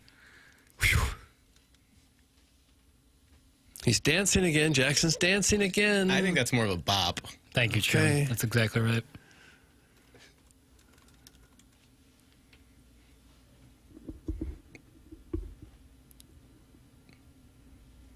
It was great. You like this jam? Yeah, it feels very I think you would 1989. like late 1980s rap. Absolutely. That's when I got into it. Yeah. When was Tone Loc really popping? Late night. That probably was what really Tone Loc and Young MC. Bust a Movin' Wild Thing. Doug also Funky Cold Medina, Bust a of Move course. is so Is that right? That's really when it crossed over to the mainstream. Probably, I would say, the signature moment, though, for rap and pop. Walk This Way with Aerosmith and Run DMC. Yeah. I feel pretty good about that take, and I think that's the first time I've ever said that. Well, that's kind of when it changed from like and my name is Bill, and I like to say, to actually. My name is Bill, and I like to say, Doug. Well, that that's was like, a song? You know what I'm like talking about. that? Like real old school, that kind of stuff, into much more refined. Sounds like you're going after the Sugar Hill Gang a little bit. I'm just telling you, that's what it sounds like. You tip your cap, you doff it, Paul Skeen style, to the pioneers. That's correct. But then people often build upon it. Hey, Tim, just checking in if Jackson changed my name. Thanks. That's from the 636. I guess not. We have more important things to do. So my favorite thing, and I'm sorry, but when someone says, hey, just check in if Jackson changed my name, thanks, and then don't include the name. Like, what? We'll block him. Oh, it's right above it. My bad. Oh, no. Oh, God. You got it. First, the Wilson Contreras audio debacle. Do you want me to pull up your Twitter account, or should I? Yeah, to issue the apology. I'm good. I got it. Great rap take, Tim. That's from Big It Tough. wasn't that great. Hey, Tim, how's your REM sleep? I got less than an hour last night. Woof. Doug, that's from Clark W. Griswold. Buzz, your girlfriend. Buzz, your girlfriend. Woof. Doug, hour and 48 minutes of REM sleep last night. 2 hours and 9 minutes of deep sleep. Per the Whoop app, which... Okay, and people are monitoring this now at home? People are monitoring my Whoop sleep. I like this text. I don't know why, but Tim's really turning me on today. Oh, stop this. I don't know why. It's really fine. This person's name is Rodney in the car. I just like that. I think it's a good text name. Rodney in the car is turned on by me, Doug. No, that was from Tim's Toothless Bottom Boy. Oh, I just like the text name, Rodney in the car. Wow, what... I think that there's a long text here. I'm on Team Jackie Papers. Please change my name to Jobu's Jockstrap. Jobu's Jockstrap? Yeah, that's fine. All right, Jackson's on it. Got a half hour left to get your names changed. If you do not have a name saved in the Air Comfort Service, text inbox 314-399-9646. And now there's just a flood because they're not going to be changed again until July 1st. Cardinals in action. They're taking on the Dodgers. They're going up against some rando who's only had 2 MLB starts. That's what happens to the Dodgers, I feel like, every year. They have a stacked team, and then they just get a bunch of guys hurt. And then part of me wonders if they just go, we're going to be in the playoffs. We'll save them up and kind of do on that NBA load management thing, because this happens every year. Seems to. So a guy by the name of Justin Robleski is pitching. Last time he was out there, he pitched 4 shutout innings against the A's. But his first start, he got raked. The Cardinals will counter tonight with Sonny Gray, who is coming off a hell of a start, and he will go up against that famed Dodgers lineup. Cardinals looking to end the series losing streak at 2, and what a team it would be a chance to do so against. But Doug, between now and the end of the 4-game series with the Brewers, which will conclude a hell of a stretch for the Cardinals that will include the Royals, Dodgers, Blue Jays, and 4 in Milwaukee, and not much in terms of off days, at least scheduled ones without rainouts. This team's going to be put to the test, and they're 5 games back of the Cubs, who are surging, and they're also only a half game up on the Brewers. Even though I recognize it's June 6th, I would tell you this is a critical moment if the 2025 Cardinals are going to be in the mix. Oh, I think it definitely is. It's a rugged part of the schedule, and they just can't afford to, lose 6, 7, 8 out of the next 10 against very good teams and fall 8 or 9 back. That would really be tough. to bounce back from that kind of hole. I do see ESPN Analytics has them as 62% favorite to win tonight. They must not like that. They like the pitching matchup. And they like Sonny Gray. For the record, the Cubs are facing some tough opposition during this stretch as well. They will be taking on the Tigers and Phillies on the road over their next 6 games. Then they get to win at least 3 by playing the Pirates for 4. So they will be put to the test. And then the Brewers, who have kind of come out of nowhere, and their manager, Pat Murphy, was very open with the frustration that he had, and the team was frustrated by a lack of offense. That has been turned around here as of late, as they have gone on a heater that's included one game in which they scored 17 runs.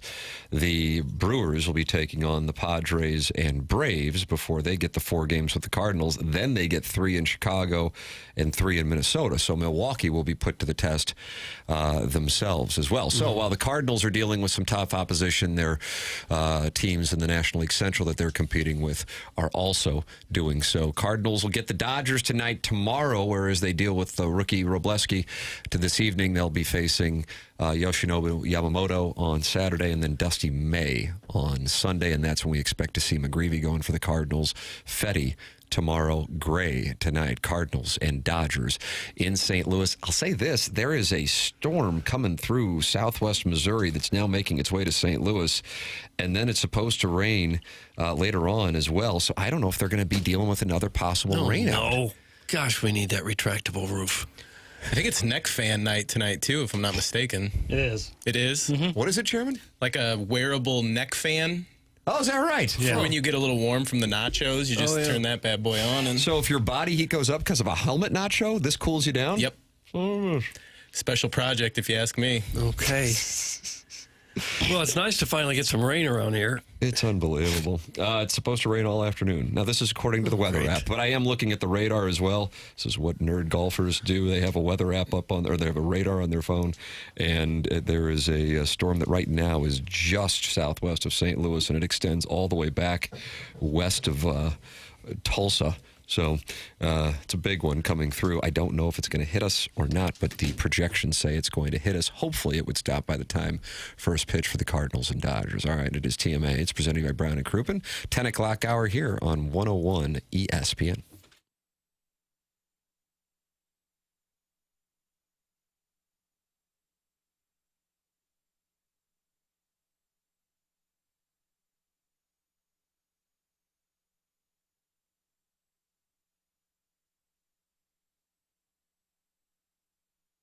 Michael's Flooring's online at IGotFloored.com, and Michael is passionate about the flooring business. He's been doing it now for more than 3 decades in the St. Louis area, family and locally owned. That's Michael's Flooring online at IGotFloored.com. You can go online at IGotFloored.com, and right now you can get 3 samples free from Proximity Mills. Michael's Passions Flooring. When you order from him, he wants you to have the best experience for the best price. That's why he's making sure he's going to get the best installers in the industry, and he's going to give them $7 a square yard. That is incredible compensation for carpet installers. Go to IGotFloored.com if you are interested. They really do have it all at Michael's Flooring. The carpet is awesome, and it is back. They have so many varieties of all flooring and have 3 easy-to-get-to locations in St. Louis. They are in Creve Coeur, they are in Dardenne Prairie, and they are in St. Peter. Come see why people are loving getting floored by Michael, and make sure you visit IGotFloored.com.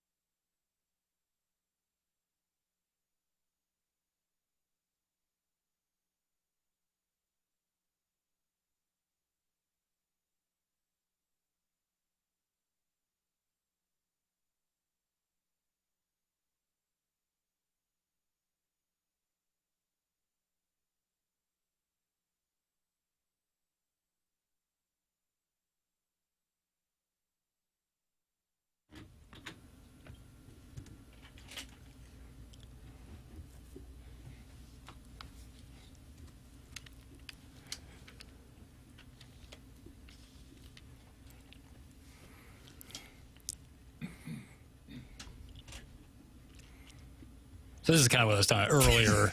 I love Curtis stuff. Blow. This is good stuff. Oh, come on. Curtis Blow. He spells his name correctly, too. Because he spells like your name. I don't trust Kurt's that are with a C. Is that right? And I don't trust Jeff's that are Geoffs. No, that's a good take. That looks like Joff to me. Doug will bond with you on that. Yeah. It is TMA 101 ESPN. And Doug, my favorite podcast is Scott Van Pelt's. And I woke up this morning and was watching SVP last night. And he had Tyrese Halliburton, who Jackson gave me the under. You went heads up with Stalter on that one. Stalter said he likes the over, and you looked him in the eye and you told him about the torture chamber. And what did Halliburton finish with? Like 15? 14? Yeah.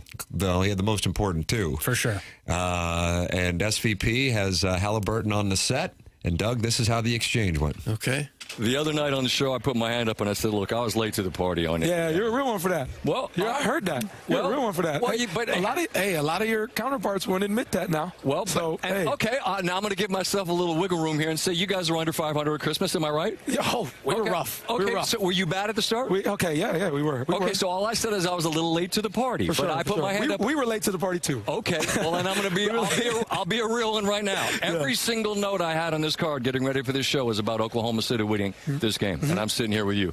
It's an amazing show that you all are putting on, and the belief is amazing to watch as well. I appreciate you taking the time. Thanks so much. Tyrese Halliburton. Okay, there's a little ruckus there after that one. Jumper, they were happy with it. That was a yam. Doug, Tyrese said to SVP, "You're a real one for that." You ever been called a real one? Doug, you're a real one. Yeah, I think he is. He's folksy. You're just a genuine person, authentic. You're acknowledging. You're not sitting there smiling while going, a couple nights ago I was saying there's no chance for the Pacers. And then here they are again. They did it against the Bucks. They did it against the Cavs. They did it against the Knicks. Now they're doing it at OKC. Keep telling them I'm down. They're minus 700. Yeah. The Thunder minus 700 to win the series. The Pacers have never won the NBA title, right? No. Last time they were there was 2000. Against the Lake Show. Against the Lakers, yeah. And who's coaching them? Larry Bird. Rick Carlisle on the bench. Larry Bird was their head coach in 2000. Pretty sure I heard that on the broadcast last night. And I don't think Mike Breen would steer me in the wrong direction. No. This audio sucks. It was Larry Bird. Nobody cares about basketball. That's from Big Tough. Oh, well. After I played that sea shanty for you, that's how you do me? Well, that's right. You played the sea shanty for Big Tough. Big Tough, not a real one. Wow. Right. Well, I requested people be gentle, and I don't think I've... Uniform Jack, are you taking questions? Always. Yeah, I actually quickly have a take on that. Yeah. I know they won't wear them, but thoughts on these indie... Our city, was the version of City Connect. Don't mind them. What I do mind is the Royals hat the last couple games. Holy mackerel. I love the whole Royals get up, I got to be honest with you. You like that hat with the three different colors on it? I like the tri-panel, baby. I did. I think their KC all-blue hat is gorgeous. Obviously, you wouldn't wear that with the powder blue, but I just think you go powder blue the whole way. Doug, your thoughts on the Royals uniforms? You're a real one, remember. I'm okay with whatever the Royals wear. It seems like they should have powder blue in there somewhere. Because occasionally you see them in a dark blue, right? And that's wrong. And ode to George Brett. It needs to be royal blue, hence the name. Yeah. My name is Bill, and I'd like to say Tim's the best-looking one on TMA. That's from the 314, Doug. People are spitting bars. Great music. Wonderful. Really sophisticated. I think I agree with you. It's kind of NPR. All right, we have the Design, Air, Heating, and Cooling email today coming up next. This is TMA 101 ESPN.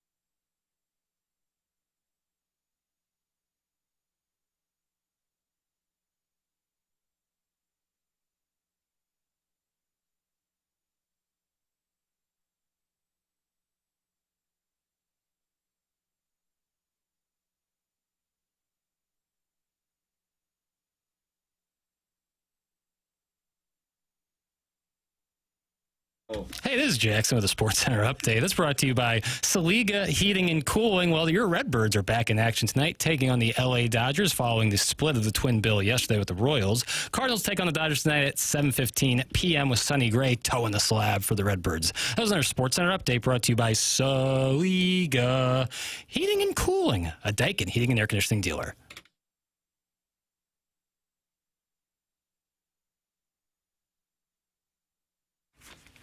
Doug, the self-made stay-at-home Ledoux mom claimed that she sent in a video for the Real Housewives of TMA audition, and I am in the morning after at InsideSTL.com email inbox, and I do not see it. Oh, no. Jackson, I know, has perused it. He didn't see it. Chairman Kirk. So we have no candidates yet, right? What makes you say that? Well, because none have sent in a video or expressed an interest. Well, Sharon and Clade said if we do pay $2.5 million, she is going to do it. I can understand that. And so we're doing that $10 million seed round that Jackson's leading. Here's what we do. All we need. We do the Otani method. We just say it's deferred. We get this money in 2044. Okay. Yeah, it's deferred, Sharon. Let our descendants figure it out. Somebody. Because we won't be around, some of us, when it's time to pay out. I dare you to come collect in, 2040. All right. Ladies and gentlemen, it's time for the Design Air Heating and Cooling email of the day. I hate the texters to this show. I really do. All these, quote, women saying they want to come on the Real Housewives of TMA. Listen, Sharon, Karen, and Kaylee, Marie, like you're really going to put yourself out there for $0 so that people named Big Tuft, Bill Reloaded, and Percy Blumpkin can take anonymous shots at your physical appearance, alcohol addiction, and pharmaceutical dependencies? See, I need the Valiance and Red Bull to get me up in the morning so I can get Braden, Jaden, and Alfredo out the door. There's a name, Alfredo? Sounds like a bad pasta.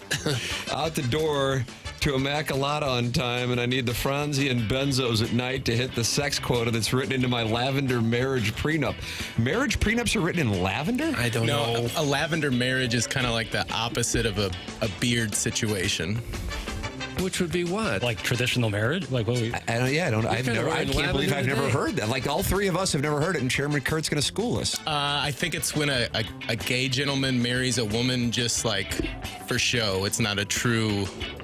Is that right? I think that's what a lavender marriage is. I saw a TikTok about it. But the fact that you're wearing lavender today, it's unrelated. It's completely unrelated. Okay. You were on that. All right. Then you got the Don't Talk NBA textures. Shut the F up already! Oh. Just because you fly the Dixie flag over your Busch Light dedicated garage fridge in Cottleville. And in your bio, you have the morning drive sports show on the only local sports station. Can't talk about game one of the championship series and the second most popular sports in this country. Jackson, how do you feel about that? Yeah, my bot's working well. And Henshin, give it up already. Perk is gone and she ain't coming back. Despite what Martin said on the TKO conversation last night, girls in their 20s don't like when radio hosts waterboard their eyes with Speedo pics from 1978. Oof. That's from Don't Think, Just Twink. Who took what pink, Doug? That's who just texted in.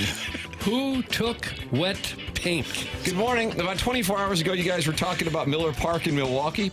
As cute and full-tufted as he is, Jackson's take was poor. I lived in Milwaukee for 7 years before coming home to less economic opportunity and can confirm that Miller Park is an excellent game day experience. What's better, you ask? Food, beer selection, controlled climate, giant slide in left field, the singing of beer barrel polka, and a massive on-site parking lot with lots of tailgaters. Oh, and I forgot to mention that their stadium isn't surrounded by a village. They have a real thriving downtown with unique neighborhoods to go to after the game and hang out and without fear of being stabbed or run over by drag racers. It's almost like Milwaukee is a smaller market, but doing a lot better. I think if they were paid $500 million, they could at least remember the ATM code to access the account balance. That's from Danny Tanner, former Milwaukeean? Is that what it is, Milwaukeean? I guess so. Danny Tanner, former Milwaukeean. Hi, hunks. Another great week of shows. I told my family last week that Tim would be off this week. Sunday night, we blew out the candle and prepared for a week of silence. At 7:05 Monday morning, I turned on the dial just to show my kids what it was like without Tim. to tell them, don't take Tim for granted. Appreciate the greatness while you've got it. And much to my surprise, I heard Tim. My kid's eyes got big and they jumped up with joy. My wife ran in from sobbing in the other room once she heard his voice. Her week-long mourning period was cut short. All week from 7 to 11, we've been huddled as a family around the radio, just giddy with excitement. This is so much more than a simple radio show. This is a learning experience. Where else can my kids learn about the sperm fertilizing the egg by a guy who's on crystal meth? Sometimes you don't know what you've got till you think it's going to be gone for a week. Have a great weekend, everyone. That's from MD 2020. MD 2020. If your housewife show doesn't get picked up, I've been shopping an idea around town you might like. It's a show about a radio show that airs on a station nobody can find, watched by men no one remembers, listened to on an app no one monitors, and commented on by people no one asked. That's right, the real commenters of YouTube follows a portly cast of fully grown, soft-palmed suburban men, mostly stay-at-home dads with Bluetooth headsets and open-toed shoes who wake up early each morning to log in, not to their work email or parenthood, but a YouTube comment section. They meet at this digital bus stop each and every morning for 4 long hours to high-five one another when Doug's and Kisses 590 gets his comment hearted by the 24-year-old executive vice president of production. Damn straight. They spiral when their emails and texts aren't read aloud by a host who's been actively and openly trying to leave St. Louis in the industry for 15 years. And when they get blocked, they don't get the point. They get even. These optimistic foot soldiers find yet another dark corner of the internet to share things like Cards by 90 after a 7-2 midseason loss and sincerely debate the famous app poll from 2022, genuinely asking if winning a lottery to host the NAIA tournament carries the same cultural weight as the 1904 World's Fair. Set in a St. Louis where the airport closes its doors on the weekends earlier than its restaurants, the real commenters of YouTube captures the slow decay of male purpose, streamed on Roku, cloaked in expensive podcast merch, and unraveling in real time. Tagline, they're not bots, they're worse, they're emotionally invested. Thanks, and let us know if you're interested. That's from the Good or Bad Street Team. Wow. Good or Bad Street Team. And finally, I know about trashing someone on social media only for it to backfire horribly, and it's great. How's check notes? No, we won't touch that one or that one, and we'll give Tony a pass because he deleted his post after it flopped harder than a Dan Jansen phone call. Okay, let's go with the guy who said Jackson is awful 90% of the time. How's Joshua K? We going to bring that back? How about that whole deal? Let this be a teaching moment for everyone. The next time you find yourself taking time from your day to compose a social media post in order to trash someone publicly, pause for a beat, log off your device, go touch some grass, and get on with your day without showing your ass on social media. I will say it seems like the best way to boost your approval rating on the fan page is to create a burner and or activate a nesting body and trash yourself. We roast Libby Jack in email of the day because he's the easiest target now that Iggy's not around anymore, setting his shoes on fire and humble bragging about all the relatives he's hooked up with. But we love Libby Jack in part because he cares so much about producing the show. Sure, his gambling picks are terrible because he's emotionally biased towards the teams he likes and just learned this week that D-Day was today, June 6th. But we've seen what happens when the producers of the show are checked out and or too lazy to do their job, and I appreciate Jackie Papers for his audio cuts, his terrible math skills, the pride he puts into his work, and especially how frustrated he gets when things go off the rails. That's from Buck Swope, DBA, the Recessed Lady's Breast, and I think that was a compliment. Yeah, I think that was a compliment. I'll take what I can get. Wow, Buck Swope, off-brand. I'm still going to vote for the Good or Bad Street Team. Yeah, I think it was Street Team. Street Team. Street Team, goodorbad.com. Street Team has won the Design, Air, Heating, and Cooling email today. Doug, tell us about Callion Thompson. Well, if you're wondering what to do this weekend and you're also in the business to update your house a little bit, maybe redo the kitchen or master bathroom, you ought to head out to Callier & Thompson. Check out their showroom on Manchester out there in Baldwin next to Uncle Bill's Pancake House. They got a wonderful displays out there for you to get some great ideas. Been in business since the 1950s. These are contractors that you can trust with your home. check out their the long list of 5-star reviews and the testimonials. Why, here's one right now from Deanna. She says, nothing was too hard or too complicated for the crew, and they treated my property with respect. If you're in the market to upgrade your home, I encourage you to choose Collier & Thompson for all of your remodeling work. Be sure to ask for Christine, the designer. You will not be disappointed. No, you will not be disappointed if you let Collier & Thompson spruce up your home. That's Collier & Thompson. Come on to quality online at collierandthompson.com. BK and Ferrari up next. We got to go. Have a great weekend. Bye.